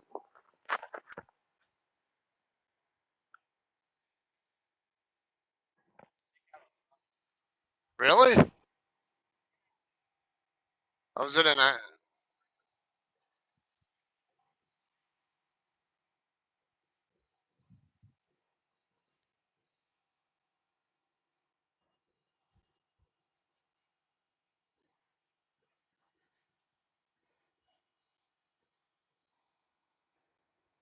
Was he right next to you at the time, or what?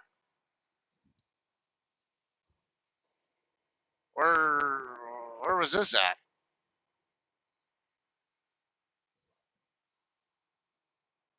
Shit, you know what? Like someone, I've thought about that before. What do I do if someone pulls that on me? You, you know what I do before if I'm watching before they get a chance to get up next to my door, they're gonna go for a ride into the barrier. I'll fucking squash their car into the barrier. I'm not gonna get shot by someone because they can still shoot at you when they're right next to you. So as far as I'm concerned, if you're willing to point that gun at me, you're willing to shoot it at me too. And if you're willing to do that, then you're a deadly threat, and I'm going to treat you with like the deadly threat you are. And I am going to do what I have to protect myself. And protecting myself is more likely going to mean, guess what? I'm going to play. Which one of us is bigger than the other? And you're going to go into the barrier. You're gonna go off the road or into the barrier or whatever, and then I'll call 911. I don't care if I have to fucking squash their car into the barrier and kill them. I don't have that. Hey, don't point a gun at me, and you won't have that problem.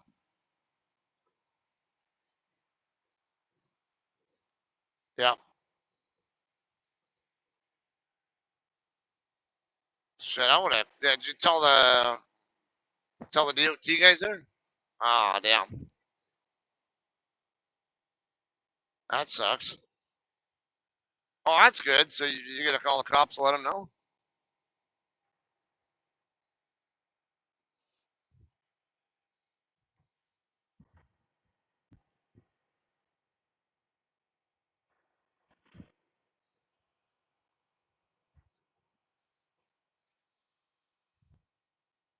God, what a piece of shit.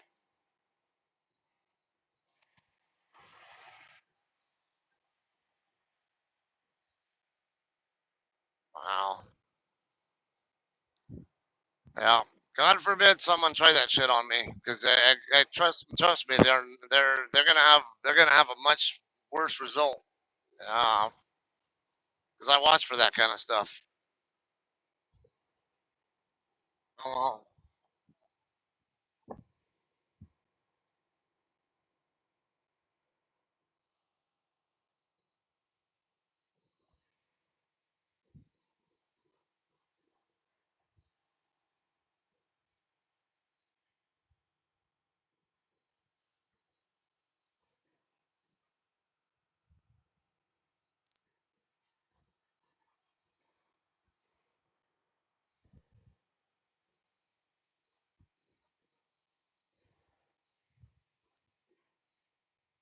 yeah.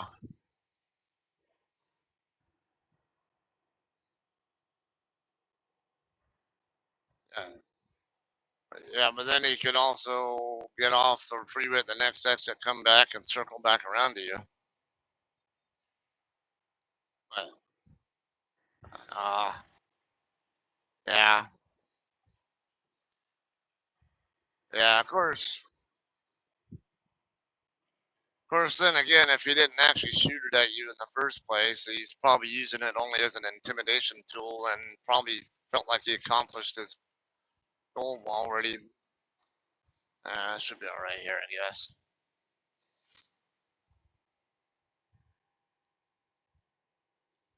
Yeah, that sucks. Do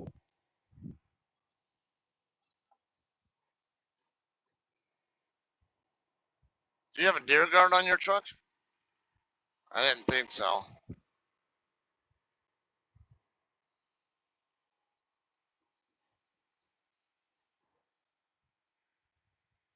Shit, I will if it means stopping a deadly threat.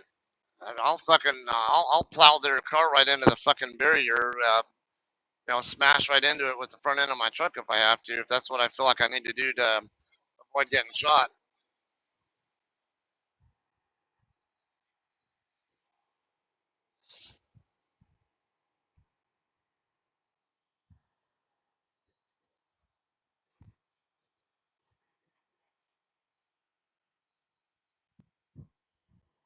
Yeah, I would have called anyway, especially if you got license plate info and all that. It's like people like that don't need to be out here, and they need to have their piece of shit ass in jail and getting the crap beat out of them.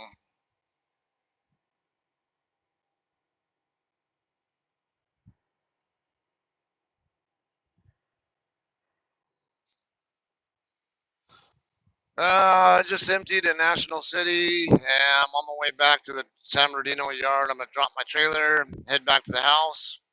I'm not doing any other loads until this truck gets fixed again, because I'm tired of spending money on power steering fluid, and then I sat in the dock door there and had a bitch of a time getting it to start up as well, because that same hard start problem I had before. So I'm gonna take it back to the dealer on Tuesday when they open and tell them, look, fix it, and don't give it back to me until you can be absolutely certain that you're giving me a good truck. I don't care if you guys have to drive 50 miles or something like that, or do several starts on it to test it. Just doing one little test on it and driving it around the block is not good enough.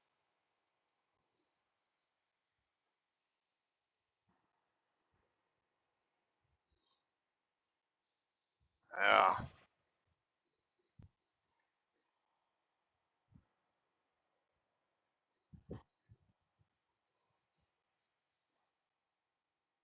Oh, pulling a Sean. Yeah, he pulled the passenger seat out of his truck at one point in time. Or at least I think he. Well, I'll give you an update on him if you haven't talked to him lately. But yeah, basically he had taken the passenger seat out of his truck, and then basically set it up for, like, I guess, to have a computer there or whatever. For, I don't know how his arrangement is. I've never been in an international. I think that's what he's in, or what he was in. Um,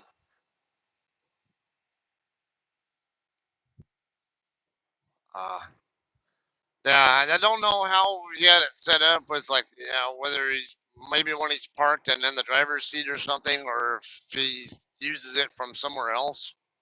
But he had some kind of arrangement where he just, instead of a passenger seat, he had a like a desk and computer kind of thing going on there. Uh, he ended up his turbo went out, and it was going to be like a $5,000 repair. Yeah, and he didn't have nope. So he ended up having to give up the truck, and he's going back to being a company driver, doing local work in Pennsylvania, I think. Yeah. So actually, I think, yeah, I think it was more than just the turbo. I think what did he say? I think there was something else with the engine as well that took a shit. Yeah. Yep. Exactly. Yep. Yeah, like a little bit larger truck payment in return for more money on the side for maintenance reasons. Yeah, probably he probably would have been okay. Hey, lesson learned. Hopefully he learned that one there. I don't know. I guess I'll have to talk to him about that. But when I was talking to him on Messenger or whatever, it kind of sounded like it was a blessing in disguise though, because then he can spend more time doing local work and stuff. And he didn't sound like he was as concerned about not making the kind of money as he was.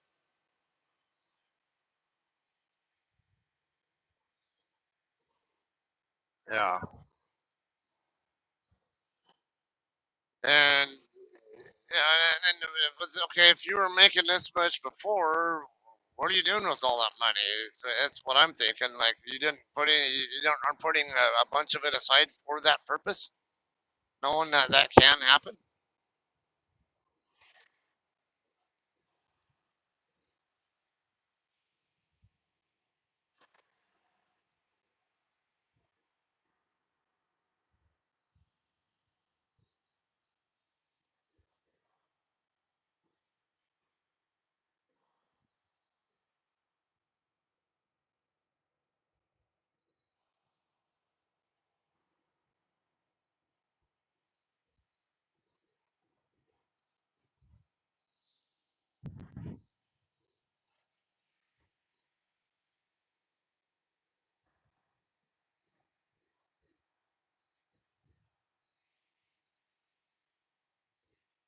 Yeah.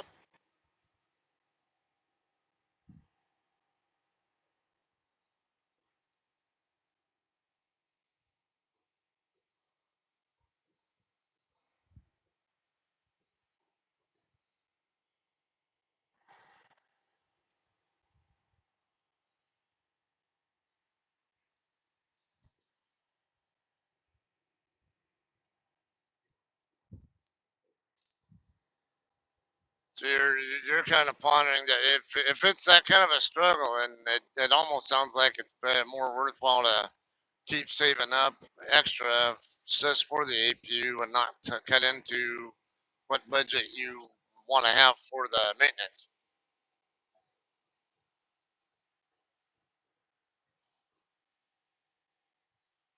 Yeah,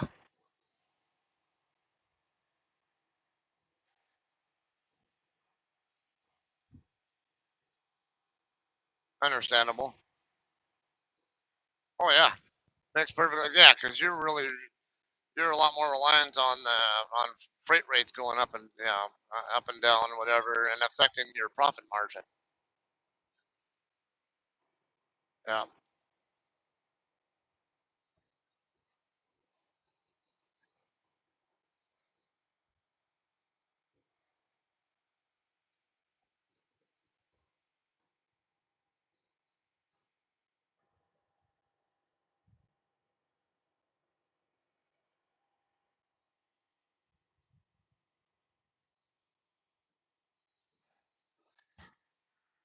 yeah. I don't blame you. Kind of sucks having to rough it a little bit, but it's one of the necessary evils of running your own, literally being an owner op.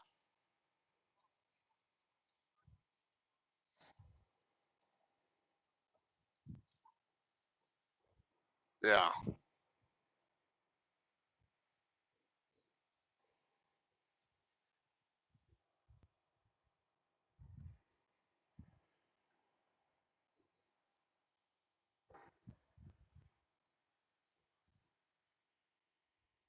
that's not bad.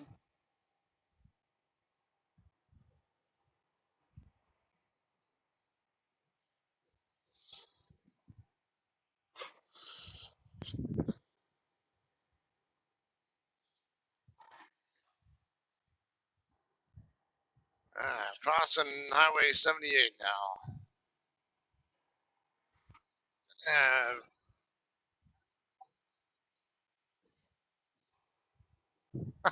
the Nazi. What is with what is with these people suddenly veering from 2 lanes over to get over onto the 78 interchange? It's someone in front of me just did it, and then someone behind me. I watched it. Come on, dude, move over. You got another lane over there. I got two fucking idiot four-wheelers to deal with.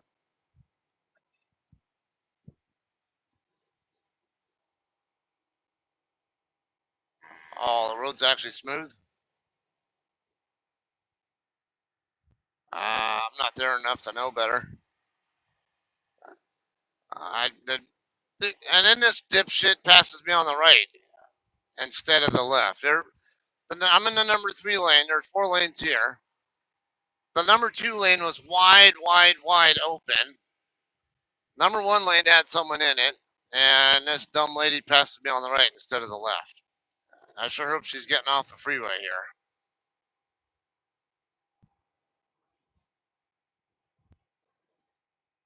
That's another. Okay, she is getting off here at Old Norte. Yeah, she's getting off. Yeah. Hey, speaking of open-ended stuff like or loaded stuff like that, did, did I tell you about how when I was after I picked up my load going from Santa Paula to Casa Grande, there a woman like showing off her tits to me on I-5. Yeah, yeah. I was in between Magic Mountain, basically, because I got on at 126, right by where Magic Mountain is, the theme park, and then I went down to the 210 freeway. And on that stretch of I-5, I was basically going up Newhall Pass, is basically what you can call it. There was a black pickup in the next lane over, and it was kind of passing me really slowly. And then see this woman start to wave at me, and then I looked a little closer, and like, oh, she's like not wearing anything at all, like no shirt, no bra, nothing. Just see her tits flopping right there. And if you're a biker, yeah, perhaps, but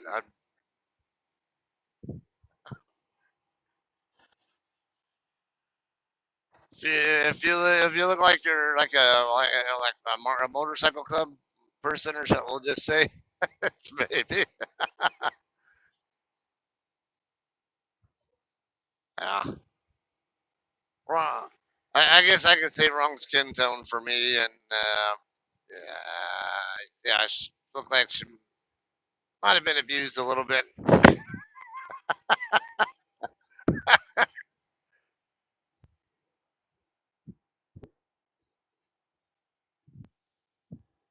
Uh,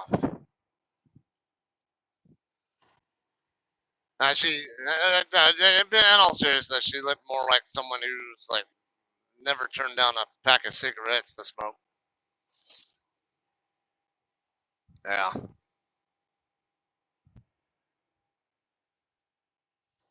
Yeah, I tried to get it on my dash cam because I have that rear camera,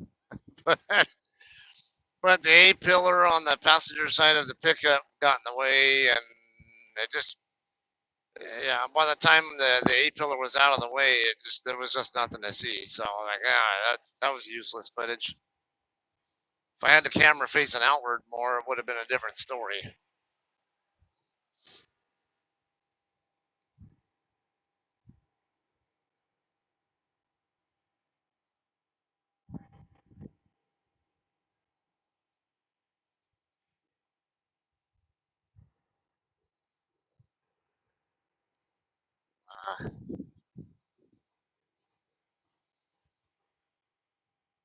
Yeah, hopefully they don't do them like that one chick did that one time.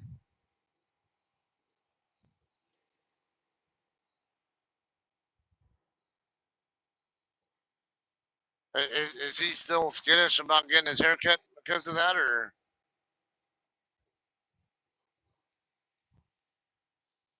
Oh, okay.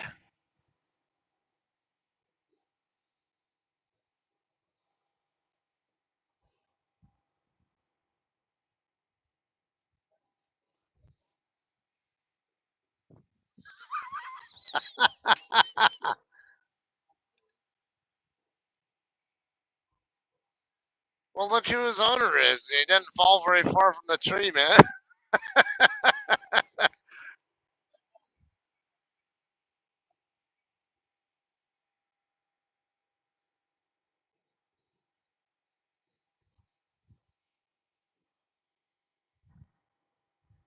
Oh, not wrong with that.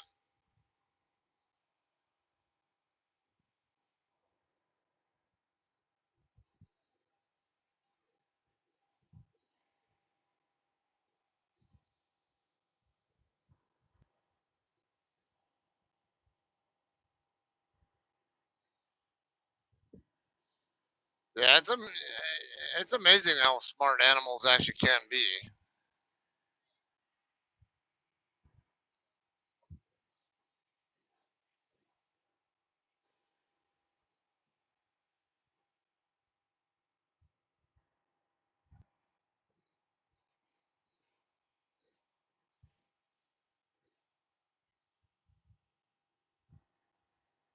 What's the weather like? Like the 60s or 70s there or something? Damn, it's warmer there than it is here right now. Well, then again, I'm still in San Diego County. It's 77 degrees here at the moment.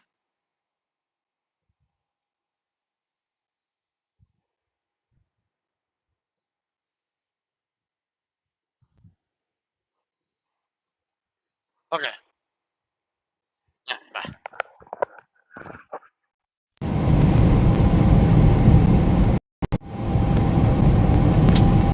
So that was Andy, Arizona Andy, as you guys know on YouTube. Yeah, apparently he's on his way home. I guess he just finished loading. He's on his way home to take time off. I guess when he was there in Indiana, someone in a car, I guess he had some kind of run-in or whatever, disagreement of some sort with a four-wheeler driver. And I guess the car driver got up there a little further and then came back, whatever, and then rolled down his window, and then next thing you know, the guy's pointing a gun at Andy.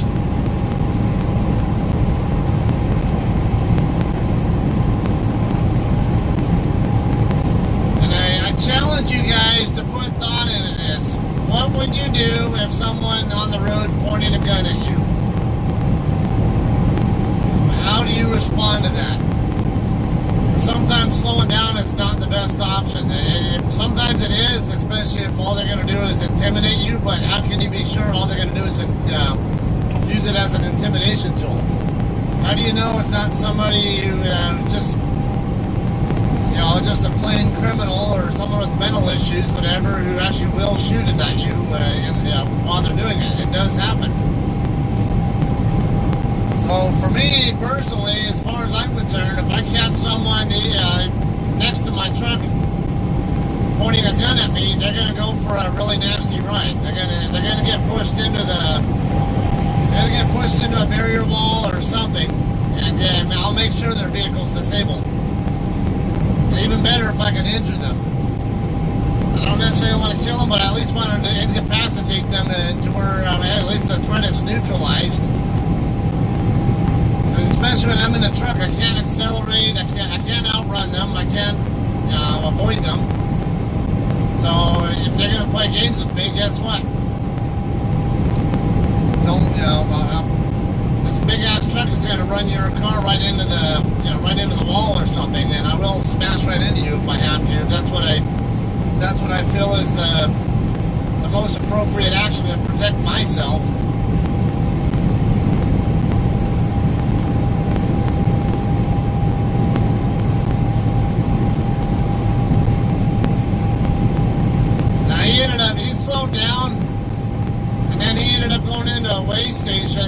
it wasn't open, but it was at least went into it, and the car went by, and guess he got clear of the guy then. But so that was an effective way to deal with it.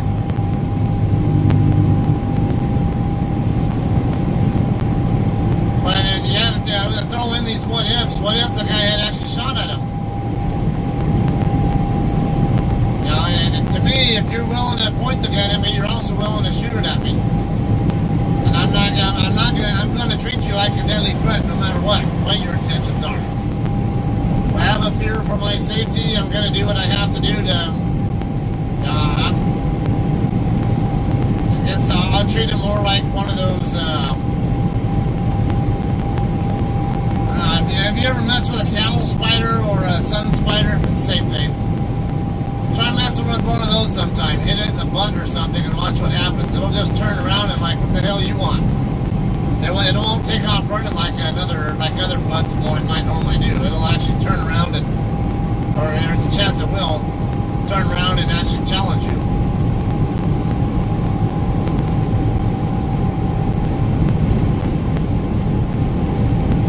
Back a deer into a corner, guess what? You're gonna find a deer. Bambi isn't so innocent. Bambi can be extremely vicious. Old Highway 395 coming up. This is a cool bridge here that you'll see.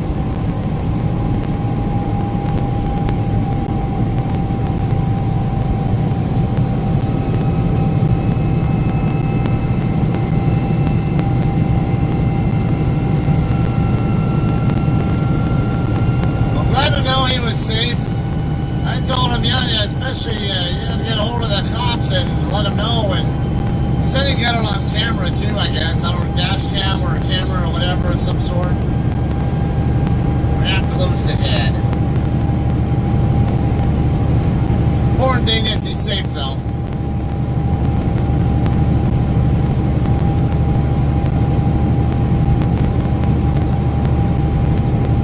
They're gonna have Highway 76 coming up, not too much further up the road here. That goes across over the Oceanside, Vista area to the west, and then goes out to the east. And also Julian, as well as one of that's famous for pies.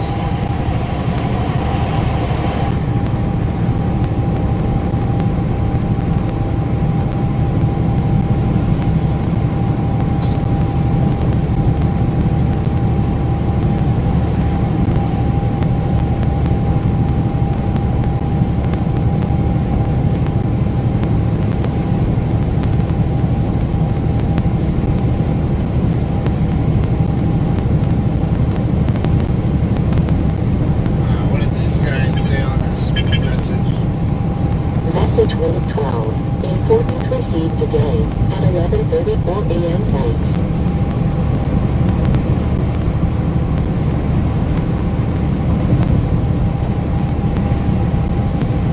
You have 7 hours and 6 minutes of remaining drive time.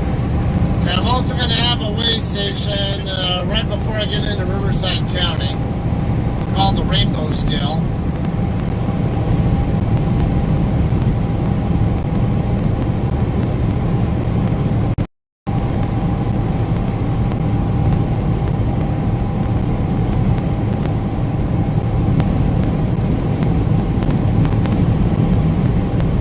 Temecula, 13 miles. San Bernardino, 62.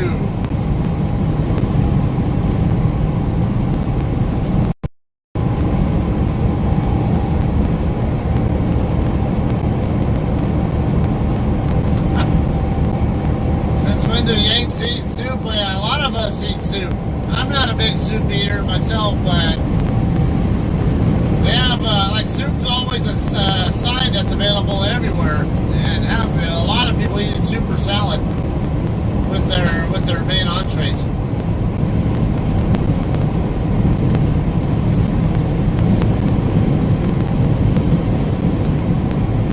Tortilla soup. That's a good one. Here's Highway 76 coming up.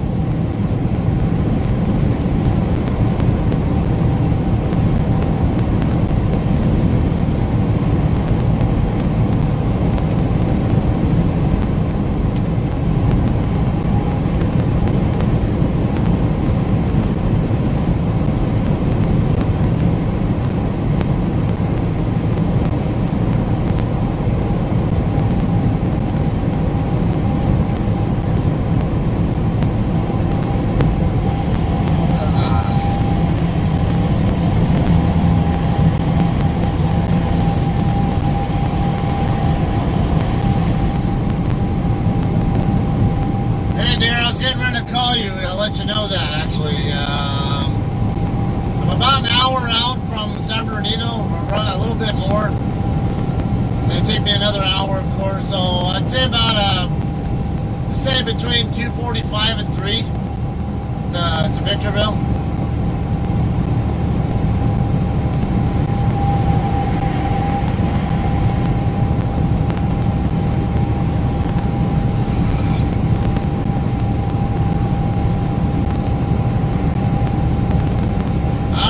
You're on here now anyway, so now you have the information that I was going to give you.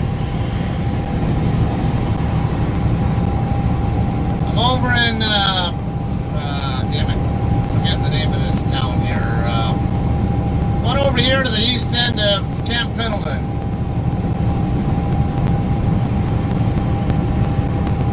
Been too long since I've been over here. I used to come through here all the time too.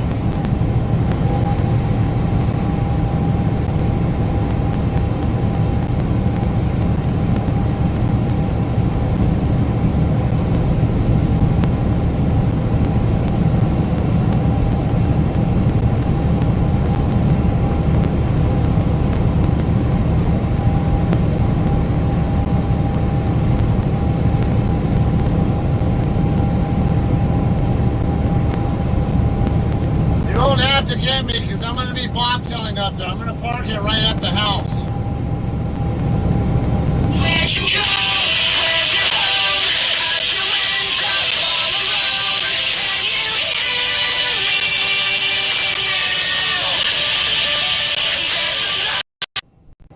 now? Hello. Hi, bitch face. Hi, pig vomit. Ah, why not?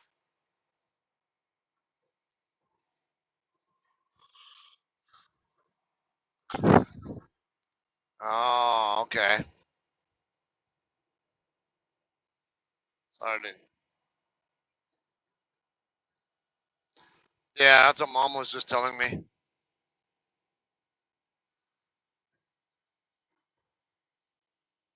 No, she told me you were being a big butt face piece of shit.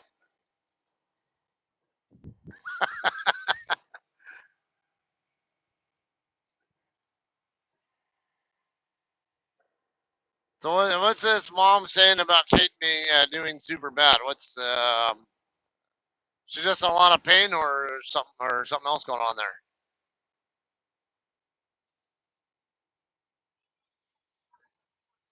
Okay. Hello.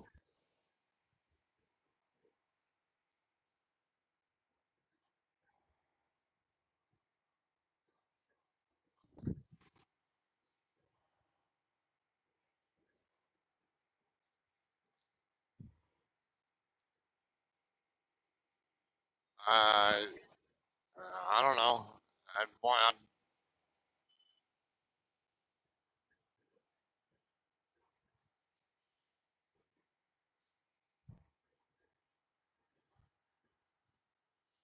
Okay.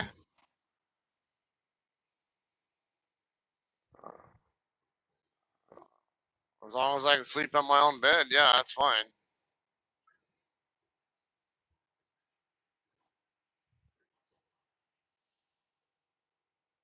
Yeah. Fallbrook. Fallbrook. That's what I was trying to think of earlier. I was like, I don't know why I wasn't remembering the name of it.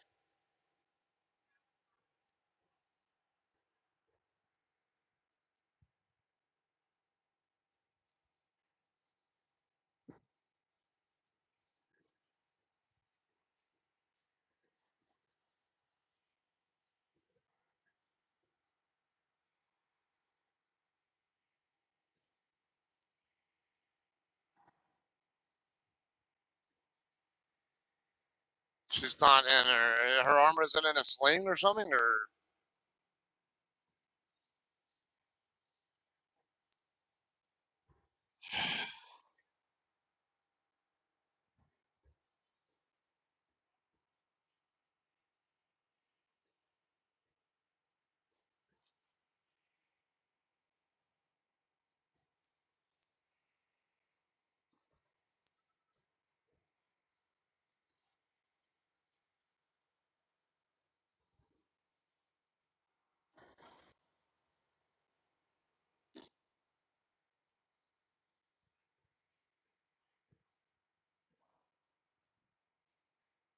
I don't blame you. Let them.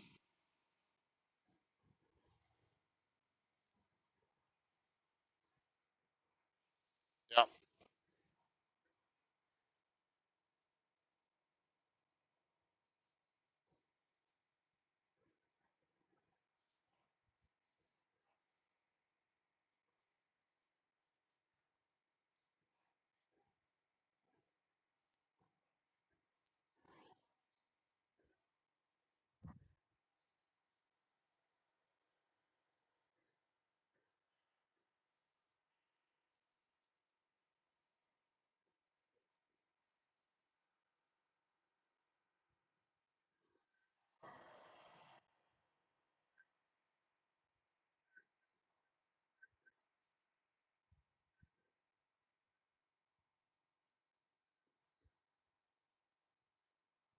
Okay, that's fine.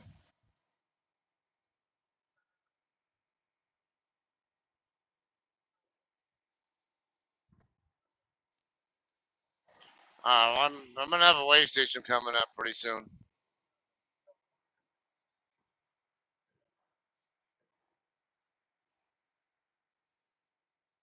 All right, yeah. So I'll probably be at the house around 2:45, 3 p.m. somewhere in that ballpark.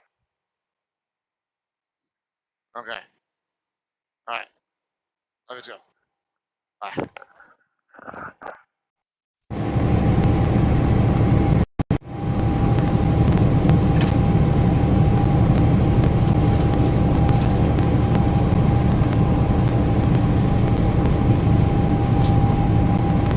It's a non-driveway, so it means if it's open, I have to go in.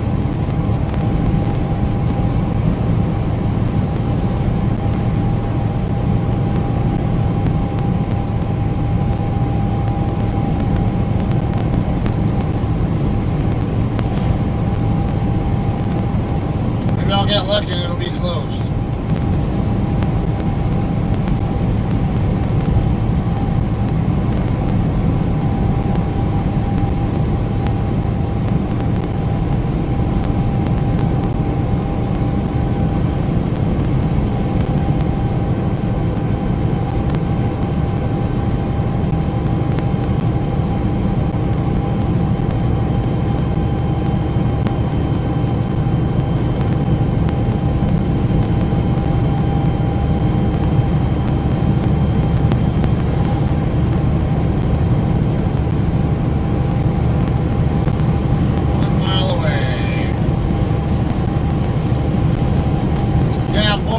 Checkpoint over here as well.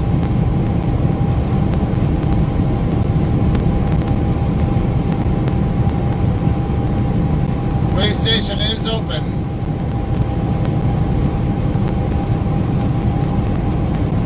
And I heard they can be notorious for doing level ones.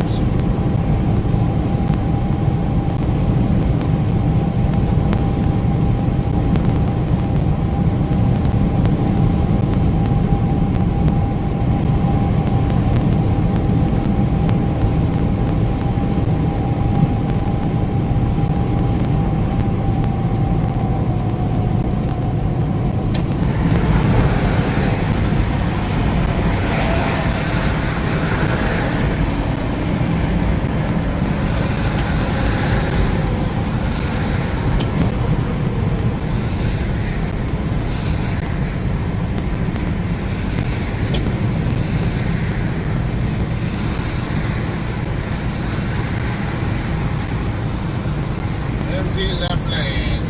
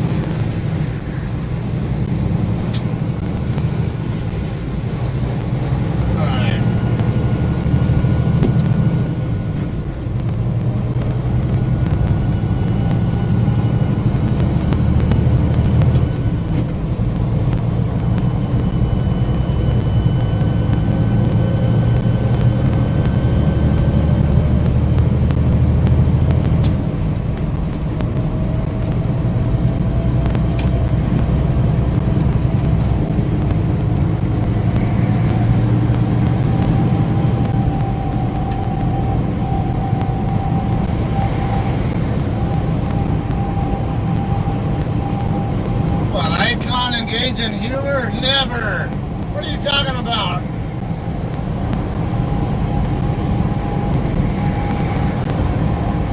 Icon's never trying to be funny. I'm never sarcastic either. I don't know what I missed there, but apparently something.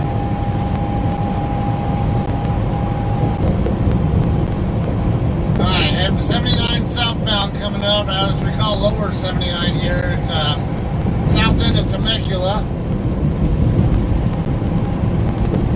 Golfers out here on the TMQ Hills Golf Course.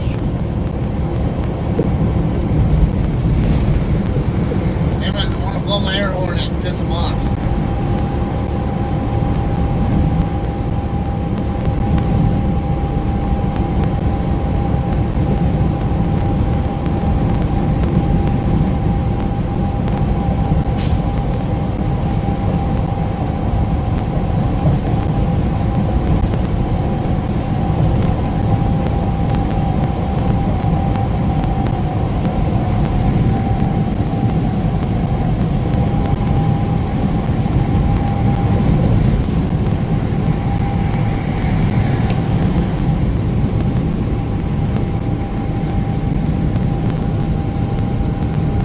Temecula's a really nice area.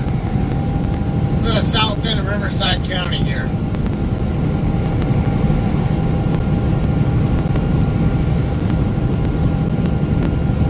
Not too many more miles up to where I used to live.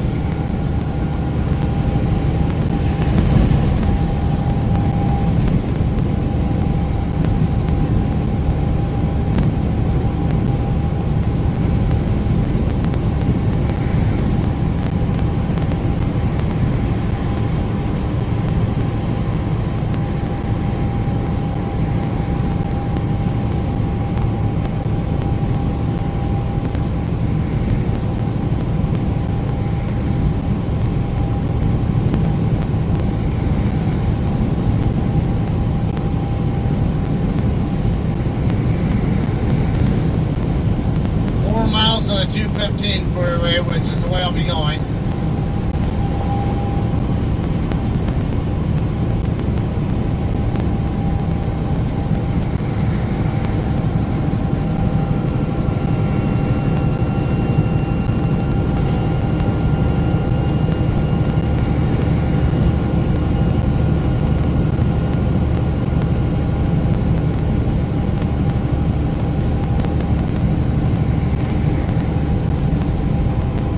Occasionally do some of my jiu-jitsu training right here in town.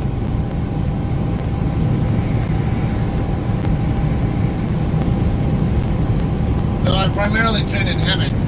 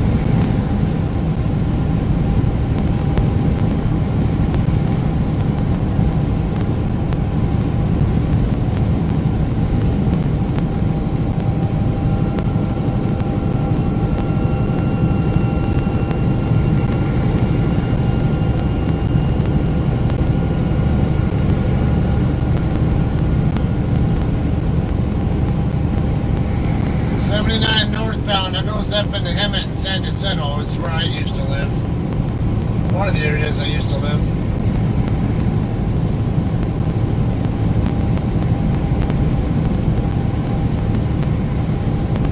215 northbound coming up next after this.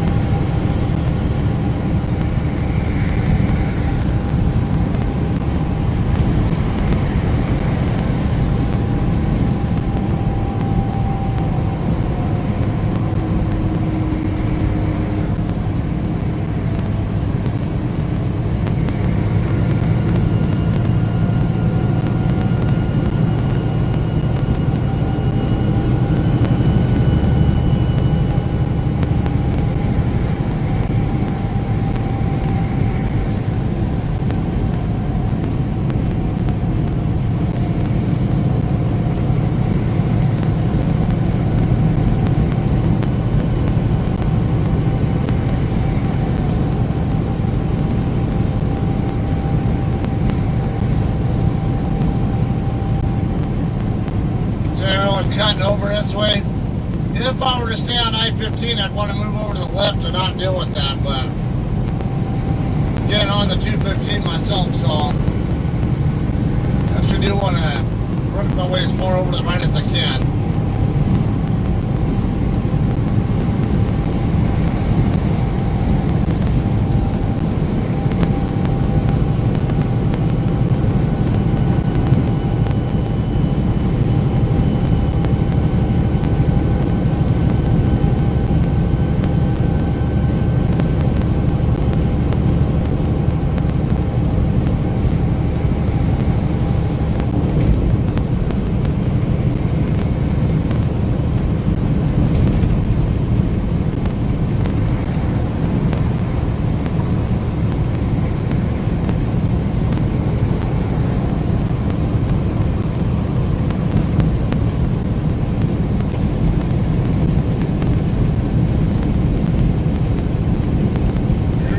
Springs Road. Got my first ever surgery done at the hospital right over here.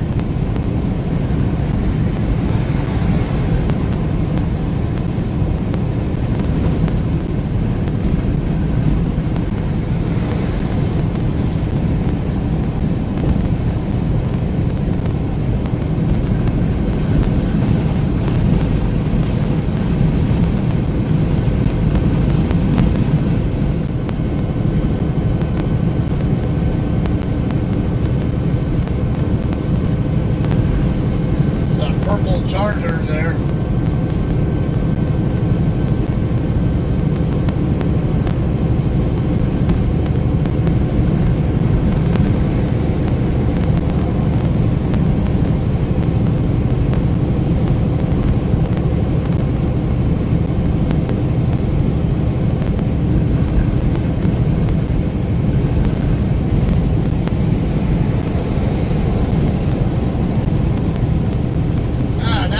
Area.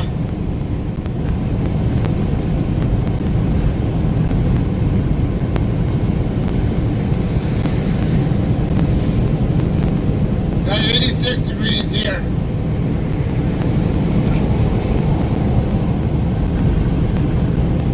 Probably be up in the at least in the 90s by the time I get home, if not even in the hundreds.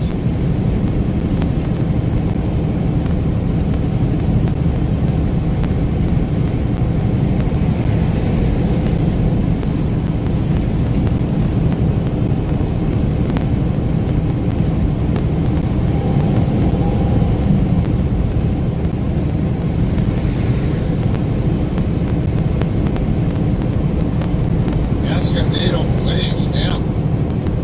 You're a little way away.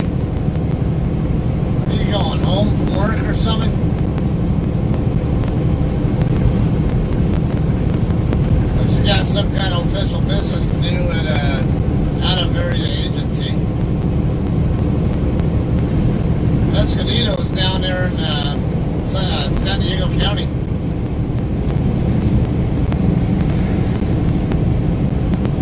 Down there past Oceanside.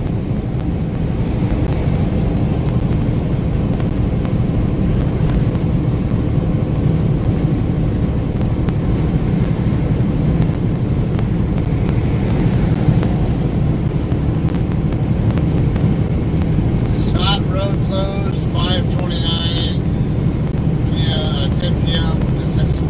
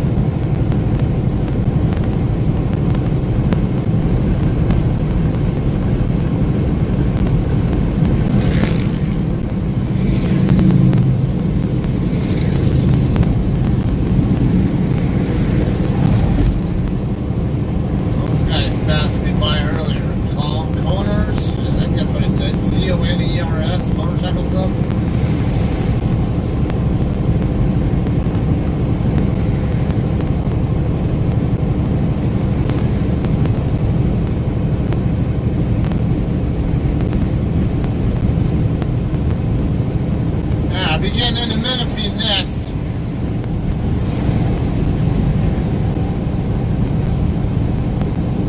Menifee area is another area I used to live in.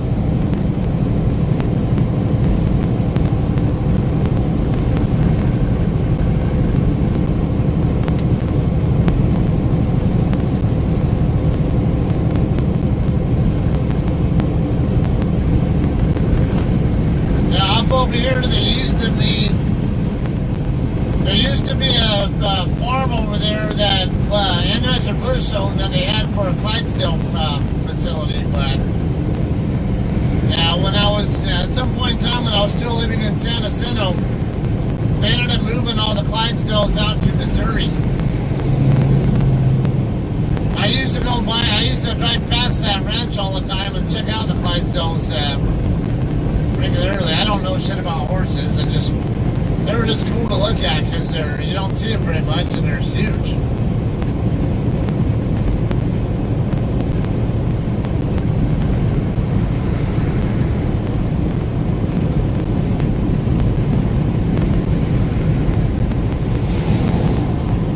Well, I got nobody at all except for myself is in the right lane.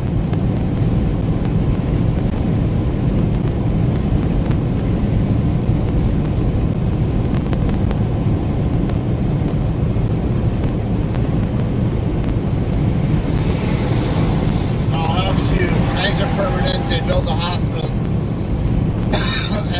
over here to try to compete with Loma Linda, didn't they? Loma Linda built a satellite hospital over here. We just passed it a couple of minutes ago. This Kaiser facility I'm passing now, I don't remember seeing it before.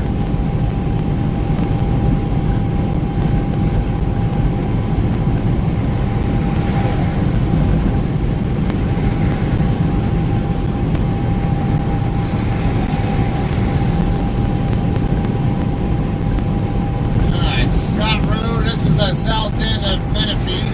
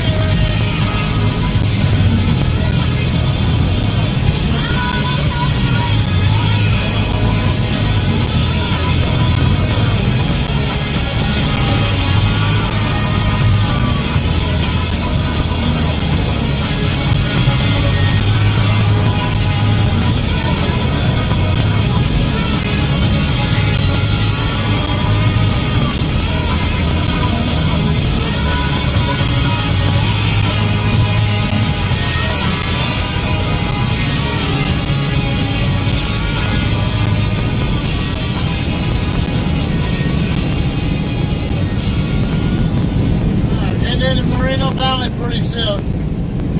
And we'll be passing by March Air Reserve Base as well. Place I spent so much of my aircraft maintenance career working at.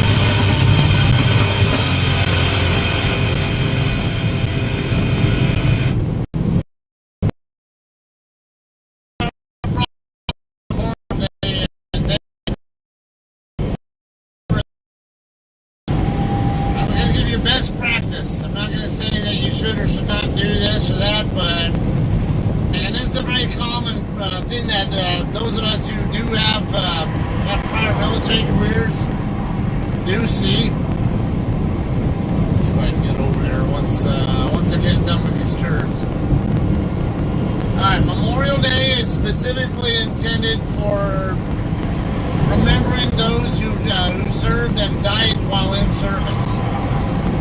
It's not intended for you to think people who do serve or did serve and are still alive. You're welcome to do that still, but you guys gonna let me over? Yeah, alright, cool.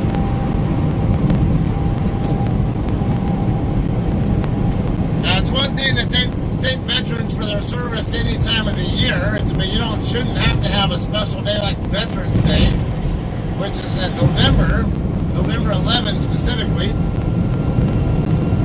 Shouldn't have to have a day like that to thank veterans for service to their country. But now when it comes to Memorial Day specifically, keep in mind this is not about thanking veterans. It's about honoring those who actually died while in service.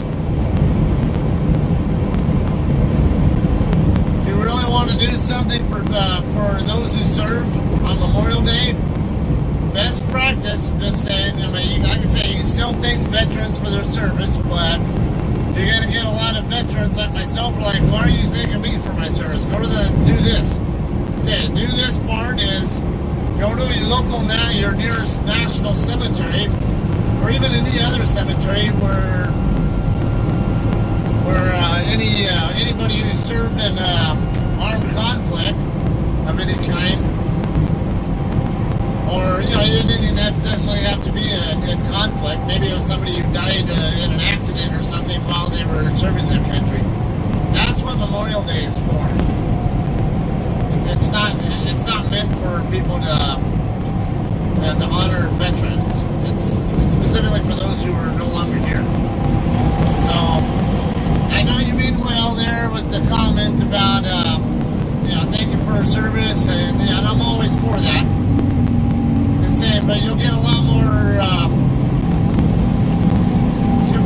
raves from those who serve by actually spending your time going to a national cemetery or somewhere else and actually putting that effort into people who are no longer here and you serve. That's all I got on that.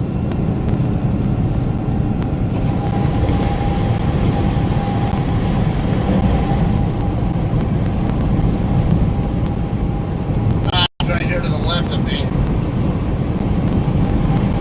Going to be splitting off from the 60 freeway in a minute because this area right here, Highway 60 and the I-215 run concurrently. Going to be staying on the 215 after this. Not too much further, and I'll be stopping to get reefer fuel, and that same exit I'll be using to go up to the drop yard.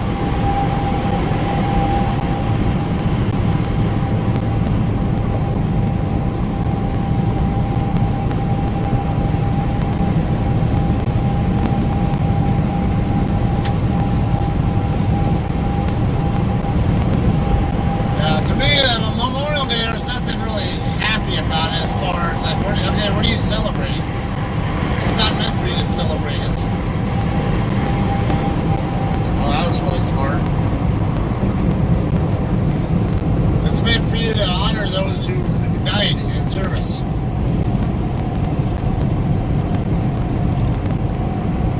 Me personally, I've never been a fan of these arbitrary, this day it should be for that purpose or that day, whatever.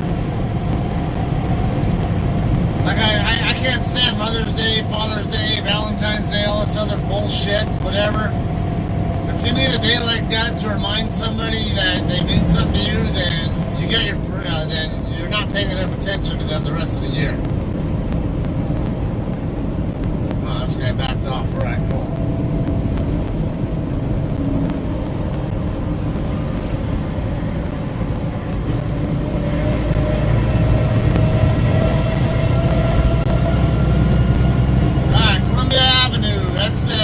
Same street that Walmart DC at Riverside is on that I was just at not long ago. In case you're not quite sure where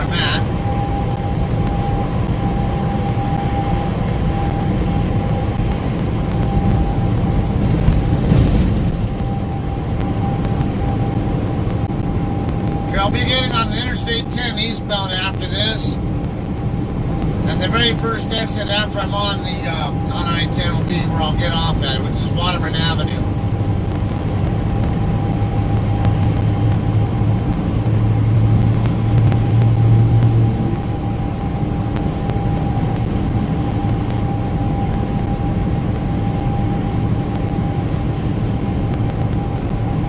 All right, Corey, have a good one.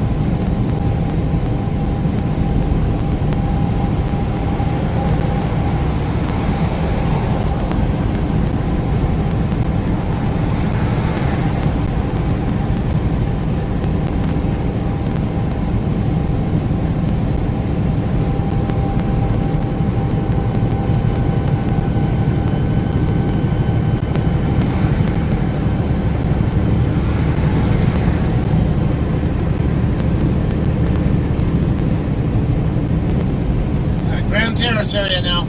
Almost into Colton.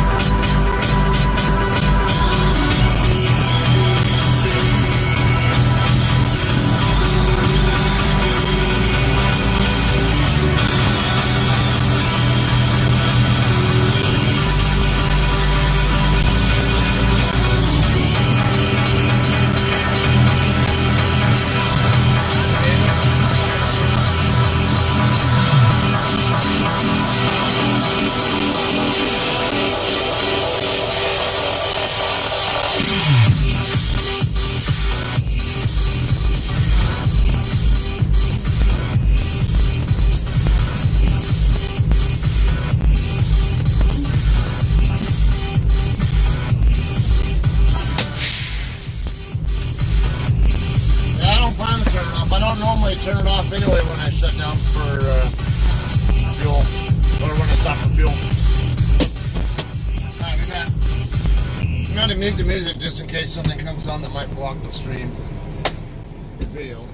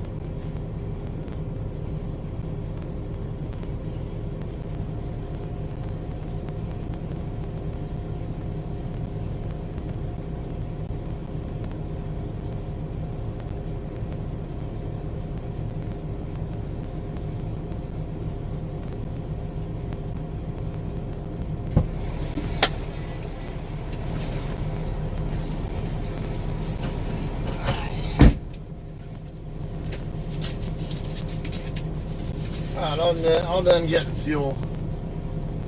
Ow. Yeah, I could swear I've used this trailer before. I'm gonna check it out. I'm gonna look at my records later.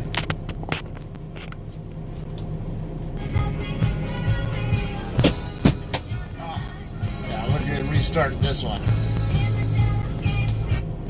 Can't not play that one.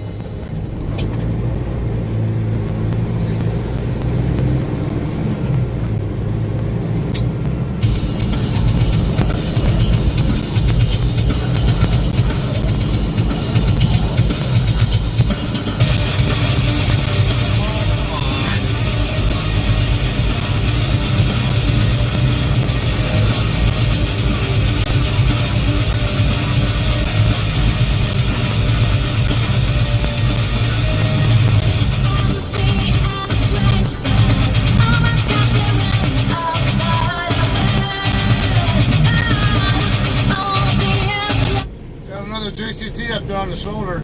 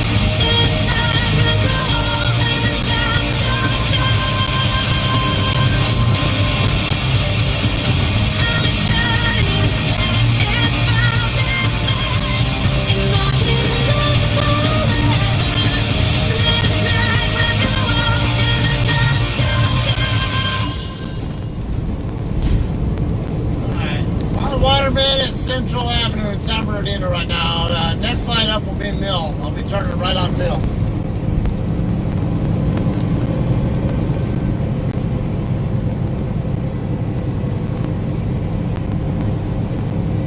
This guy's driving so slow. It's 50 zone. Nobody's doing more than like 40. I can understand me going a little slower because I need more time to stop for the lights, but this guy's kind of getting a little ridiculous.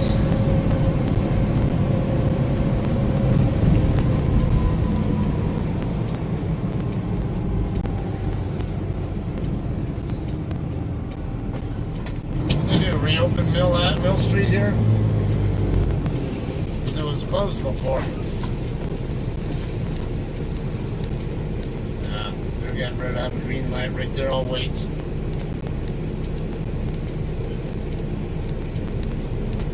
Pull forward enough so I can see around the Vicky's Burger sign. Alright, and we'll clear after this person goes.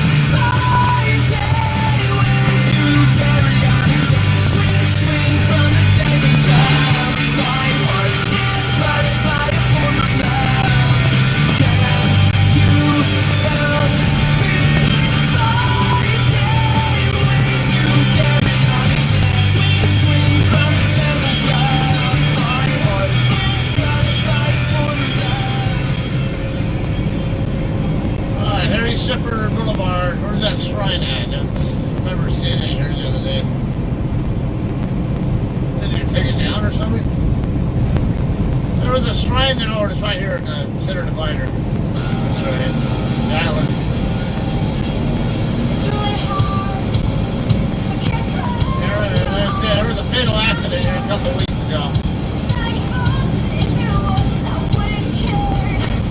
My heart is big. I turn on to 3rd Street here in a second. It's all right turns from here. Right turn, and then a right turn at the next light, and then a right turn into the driveway.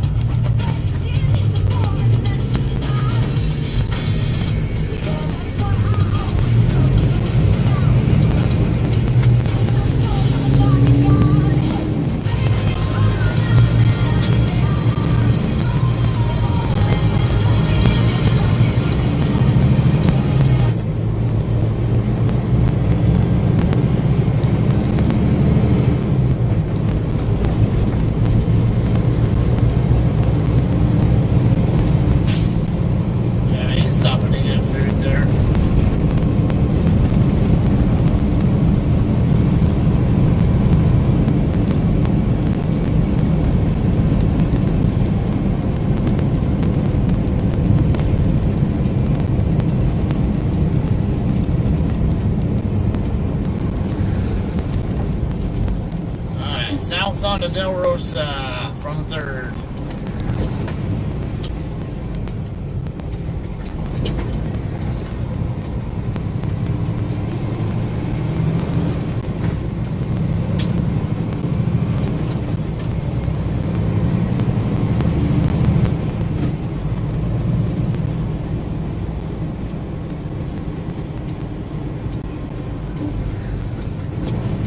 There, 35, 38, and 4101.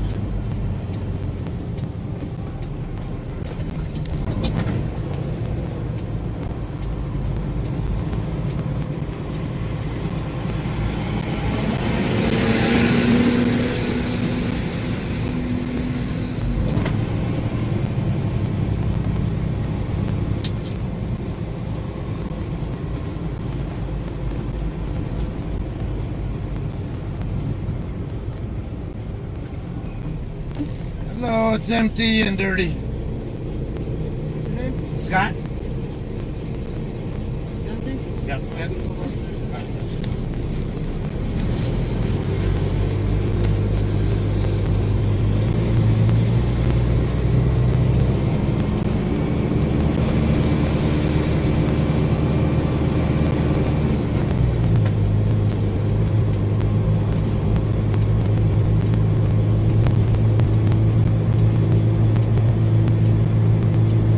So we've got a contractor either hooking up to or disconnected from a trailer over here.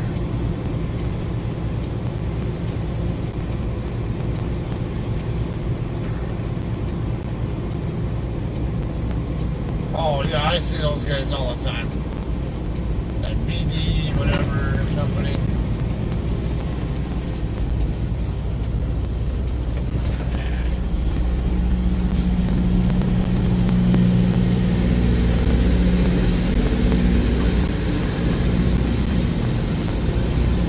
Yeah, they got like 2 or 3 trucks that run here all the time. I see them all the time.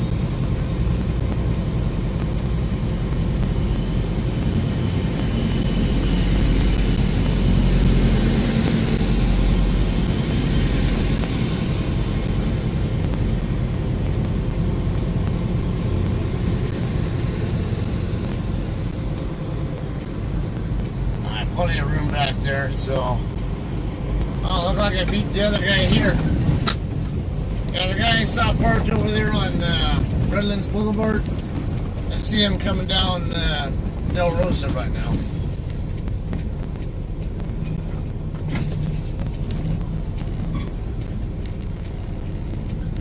That's why I don't take Tippecanoe, because I know that street's a pain in the ass.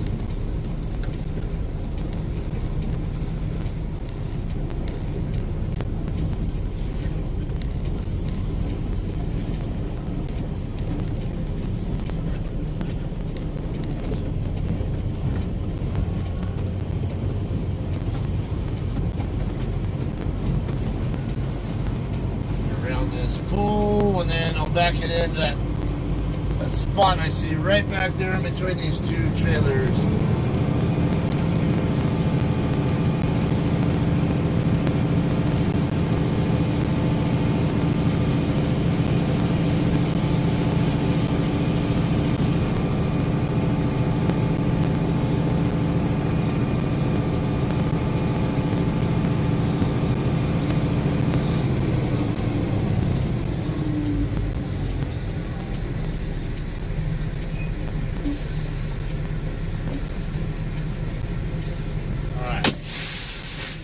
Go.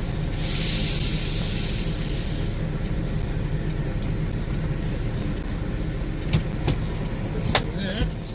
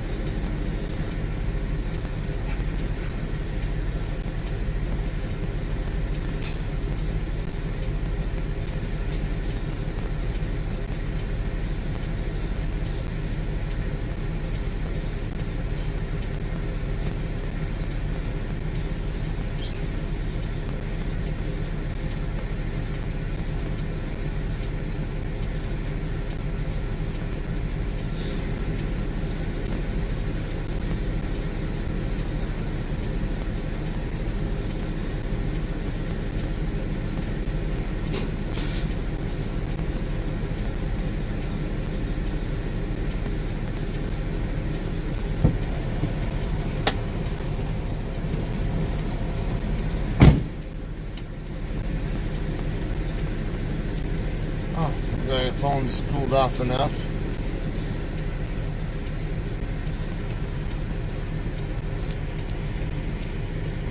Come on. Alright, there we go. Alright. We pull away from this just a little bit. I gotta do my macro to drop the trailer.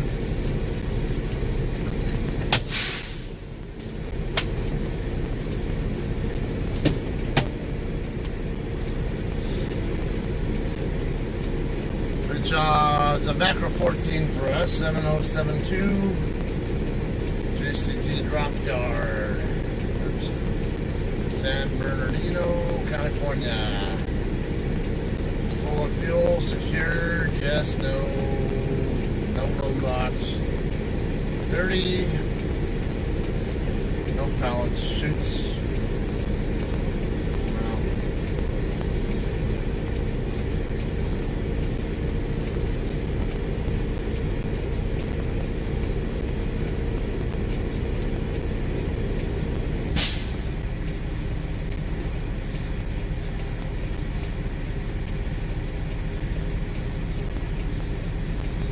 Left rear section of chute hanging, but still serviceable. Oh, he's gonna cheat and come in this way.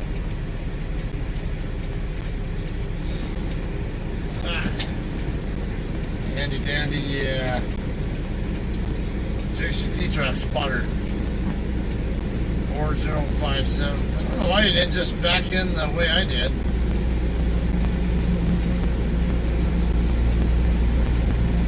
Oh, that's Simon. He's one of the locals. I know him.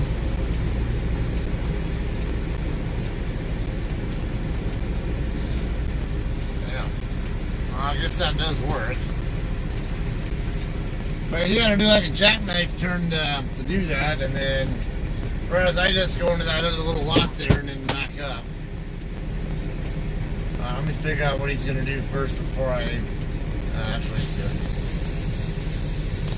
Alright, I'm going to PC from here to the house now. Because from here on, it's me driving for personal reason.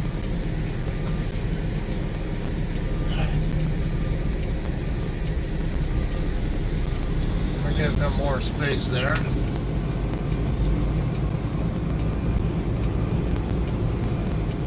Get turned around and we'll get out of here.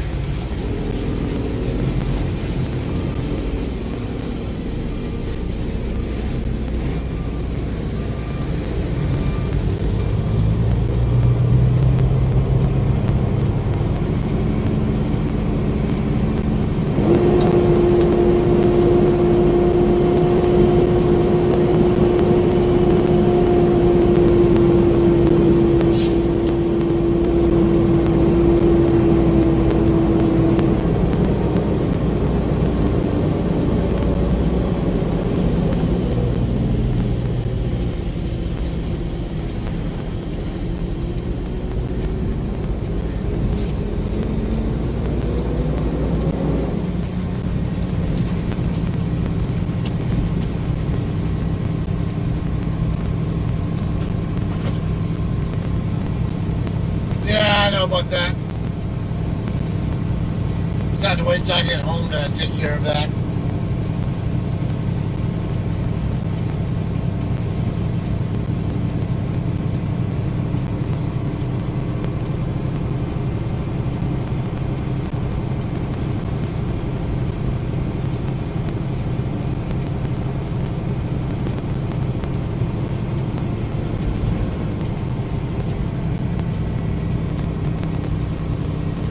I'd probably be right in that 2:45 to 3 o'clock range when I get home.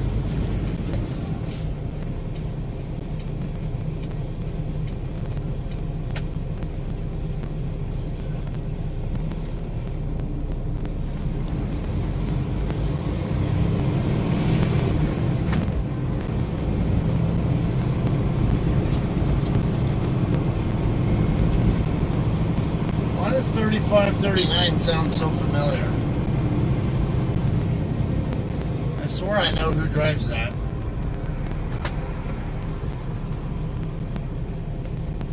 look that one up later. 4101 and 3539.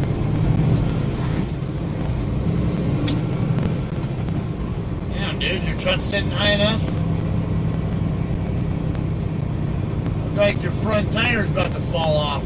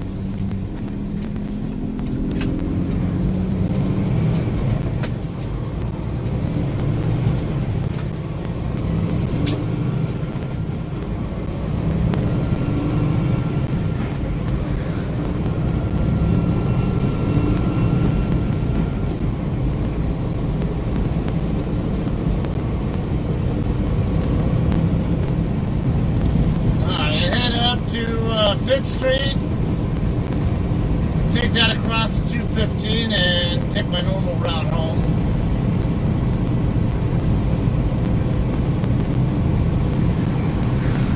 I'm actually park it right in front of my house this time since I'm bobtail.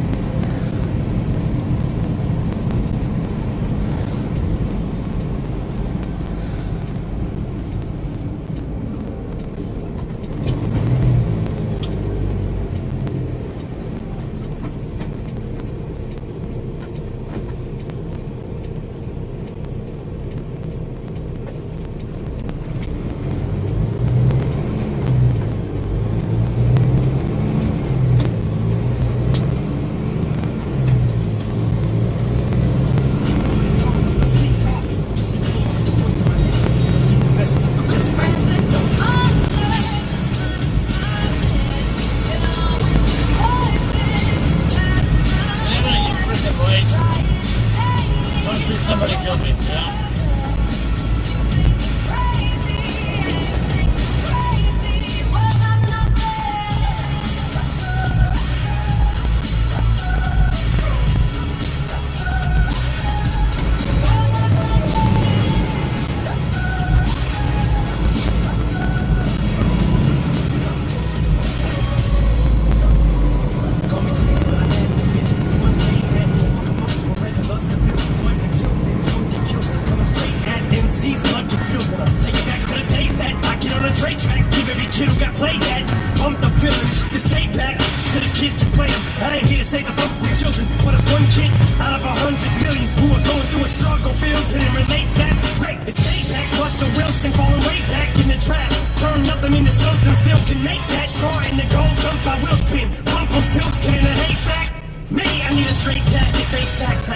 For real, but I'm okay with that. It's nothing, I'm still friends with them. Monster inside of my bed.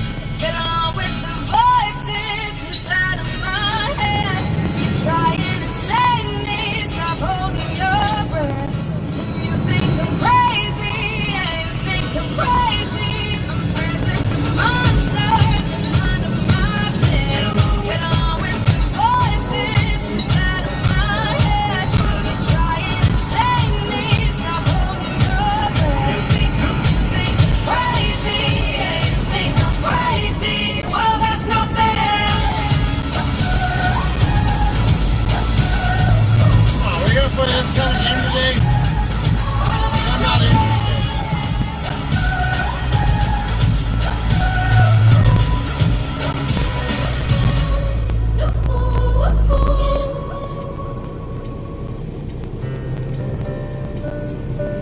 Yeah, that's true. Where are you at now, Cody? You in Arizona now?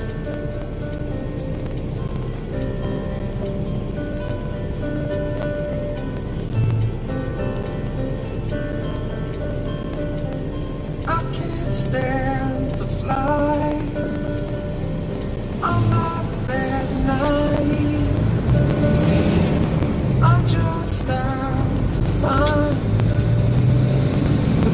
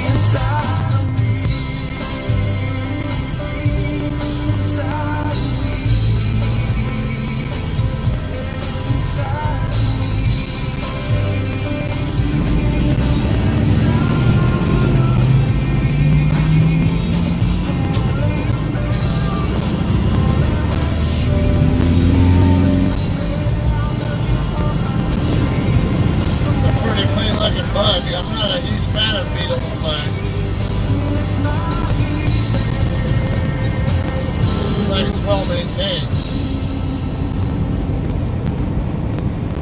It's not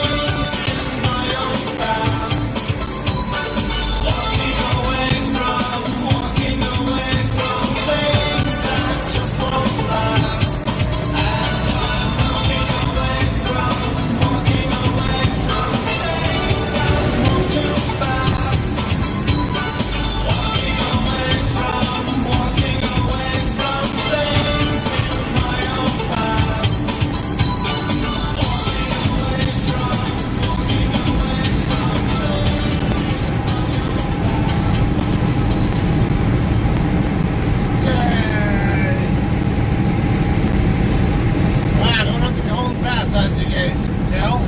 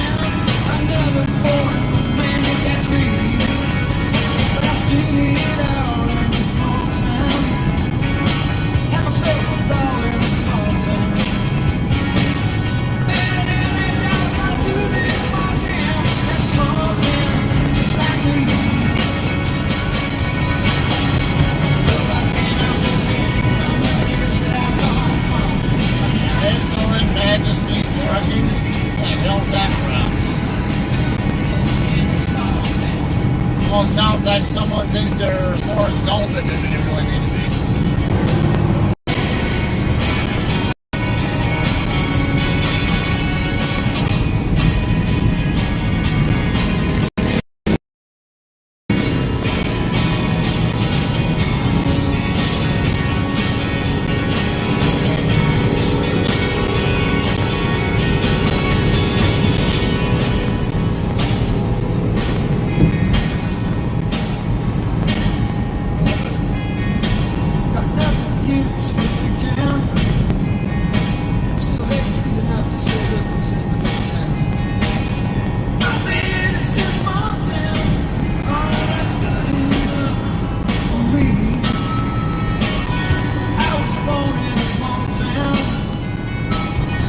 Side's a little slow there. Well, it might be localized slowing in this area, but that's pretty common there.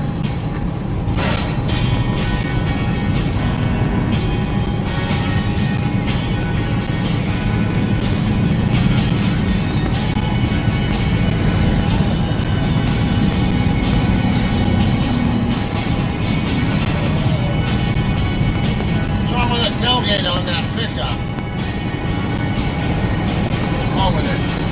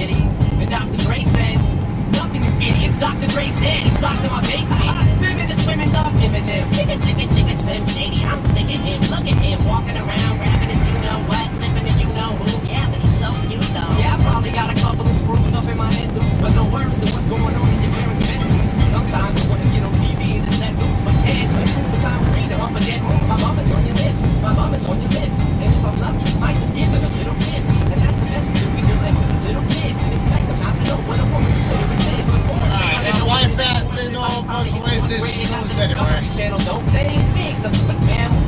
Well, some of us cannibals who cut other people open like animals. But if we can hunt the animals and antelopes, and there's the reason that a man and another man can't elope. But if you feel like I got the antidote. Women wear your pantyhose, sing the chorus and it goes. I'm Slim Shady, yes Slim Shadys are just imitating. So won't the real Slim Shady please stand up? Please stand up, please stand up. Cause I'm Slim Shady, yes I'm the real Shady. All you other Slim Shadys are just imitating. So won't the real Slim Shady please stand up? Please stand up, please stand up. Smith don't got You're not gonna make it bad. You're not gonna get slowed down in a second here tomorrow. I give a damn about a Grammy. Have two drinks, can't even stomach. Then So you're gonna go past me and just get my way in a second, right? guys who just lie to get me in, so you can sit me here next to Britney Spears. Watch. Shit, in the angle, never better switch me chairs so I can sit next to Barnes and Bet David. you anything, he'll end up getting in my way in a second. Little bitch, put me on blast on MTV. Yeah, it's killed, but I think he's married, they can't see me. I should download the audio on MP3 and show the whole world how you gave him an MVD. I'm sick of you little rolling boy, so you do is annoy me. So I have been sent here to destroy you. And there's a million of us just like me, just don't give a fuck like me, just like me. Walk, talk, and act like me, and just might be the next best thing, but not like me. I'm Slim Shady, yes I'm the real Shady. All you other Slim Shadys are just imitating. So won't the real Slim Shady please stand up? Please stand up, please stand up. Cause I'm Slim Shady, yes I'm the real Shady. All you other Slim Shadys are just imitating. So stand up, please stand up, please stand up. I'm like a henchman to listen to, cause I'm only giving you things you joke about when you're on the side. I got the balls to say it in front of y'all, and I don't gotta be false to sugarcoat it all. Big up. Get on the mic and spit it, whether you like to admit it. I just shit better than 90% of you rappers out. Why are we getting a certain soda up here? It's funny, said the way the focus when I'm dirty. I'll be the only person in This this stick up here is not helping my situation. taking all my jerkins and I'm jerking, but this whole bag of actor isn't working. And every single person is a Slim Shady working. You good working and burning things, spinning on your onion rings. We're in the parking lot circling, screaming, I don't give a fuck. When it's windows down and the system up, it's when the real Shady please stand up. This car needs to get out of that lane. Be proud and be out of Get your across mind. an You're out of accident. control, and one more time, loud as you can. How's it going? I'm Slim Shady, yes I'm the real Shady. All you other Slim Shadys are just imitating. So won't the real Slim Shady please stand up? Please stand up, please stand up. Cause I'm Slim Shady, yes I'm the real Shady. All you other Slim Shadys are You're just right. imitating. So won't the real Slim Shady please stand up? Please stand up. What are you thinking, dumbass? Slim Shady, yes I'm the You're not real cause an accident like that. just imitating. So won't the real Slim Shady please stand up? Please stand up, please stand up. Cause I'm Slim Shady, yes I'm the real Shady. All you other Slim Shadys are just imitating. So won't the real Slim Shady please stand up? Please stand up, please stand up.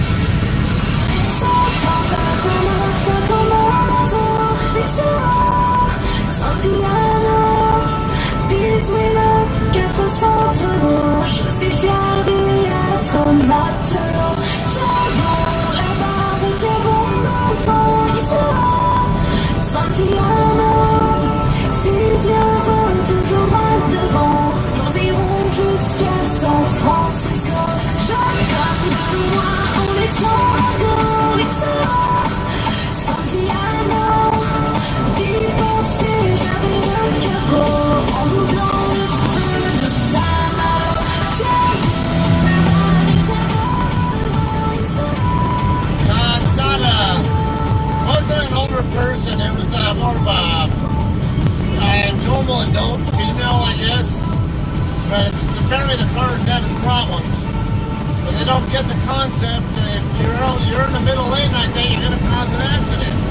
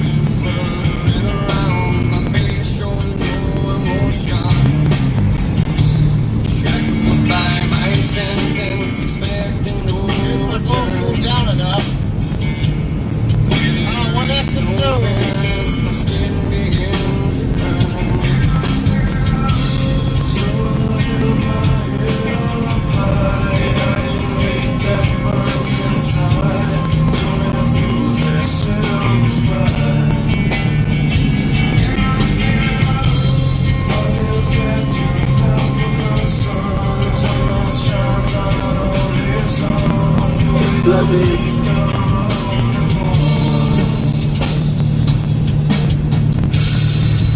that hot here, only 85 degrees.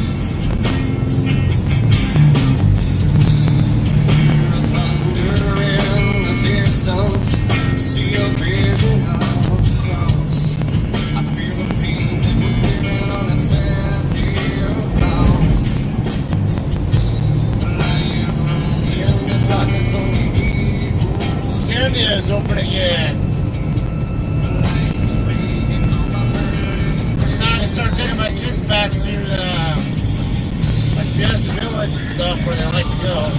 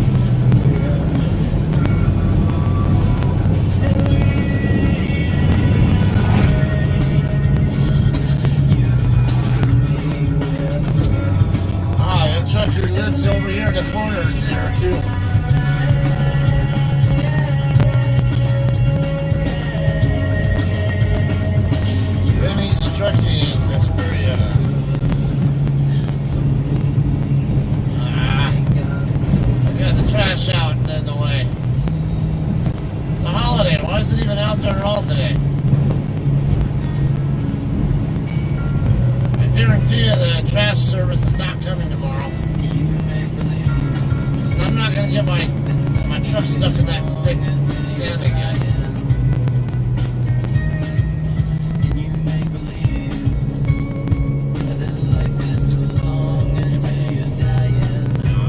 Move those out of the way. I'm not going to park my shit in soft dirt.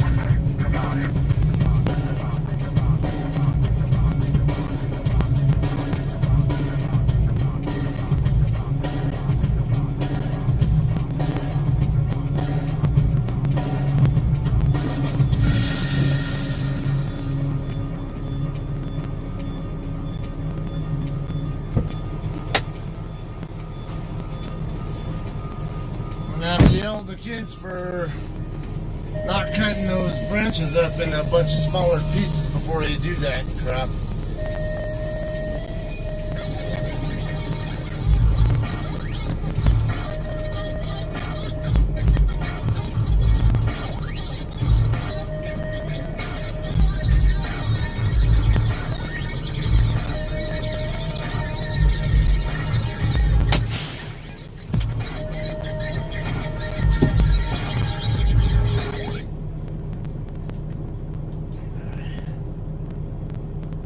Trailer wash out. It said post trip.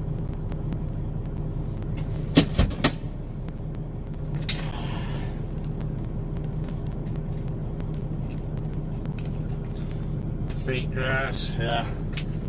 Well, rocks are pretty common out here for people who want drought-free decorations or whatever.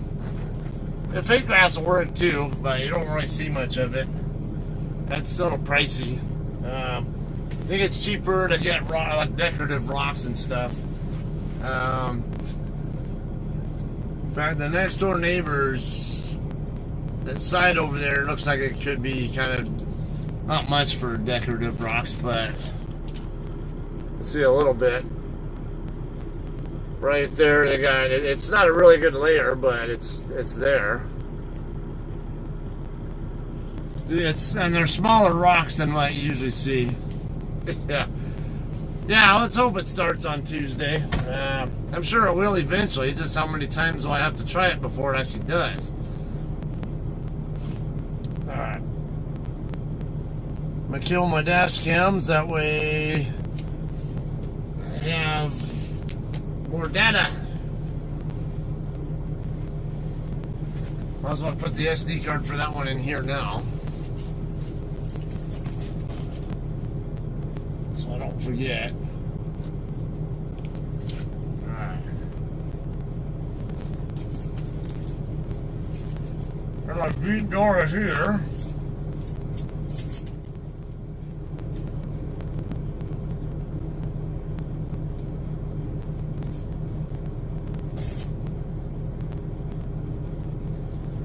So look, I'm gonna have to get a tire looked at on the car because the left rear is flat.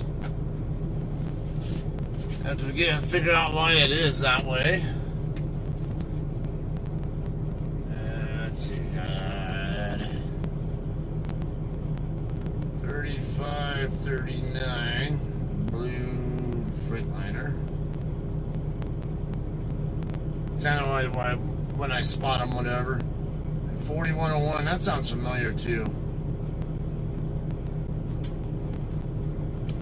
Well, I got a couple minutes to. Might as well.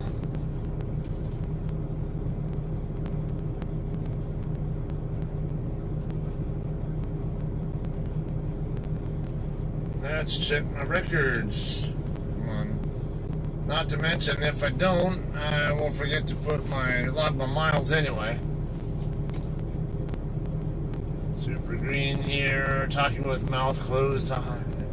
Hey, some people like this kind of area. I've heard people from Oregon tend to actually like the way the desert looks. It's not everybody's cup of tea, but some people like it. Alright, so did 176.4 and 325. Not even 2,000 miles this week. Pretty shitty. Okay, now I mentioned 3539. Said I swore that one sounded familiar.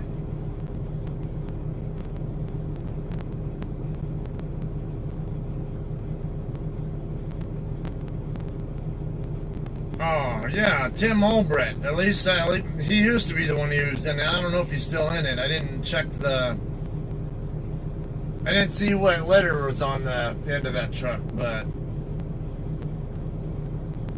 if it's still an E, it's Tim Albrecht. No wonder it sounds familiar.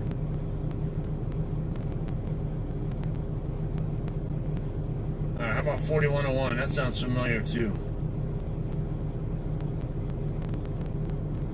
Nope, I've actually not seen 4101 before. Alrighty. Well, I'll play around with that later. It's a little warm in here, so I'm gonna probably grab myself some extra clothes. Since I don't know how long it's gonna take to be done with this. See how it goes. Probably go ahead and stream taking it back to the dealer on Tuesday morning. And then just keep your fingers crossed, see how that goes. Hopefully it doesn't take too long to fix it, and I can get back out on the road in a timely manner. I figured Wednesday or Thursday or something, hopefully be back on the road, depending on what they find with all this crap. Yeah. It'll probably start back up, but it's just, because it's been intermittent lately, so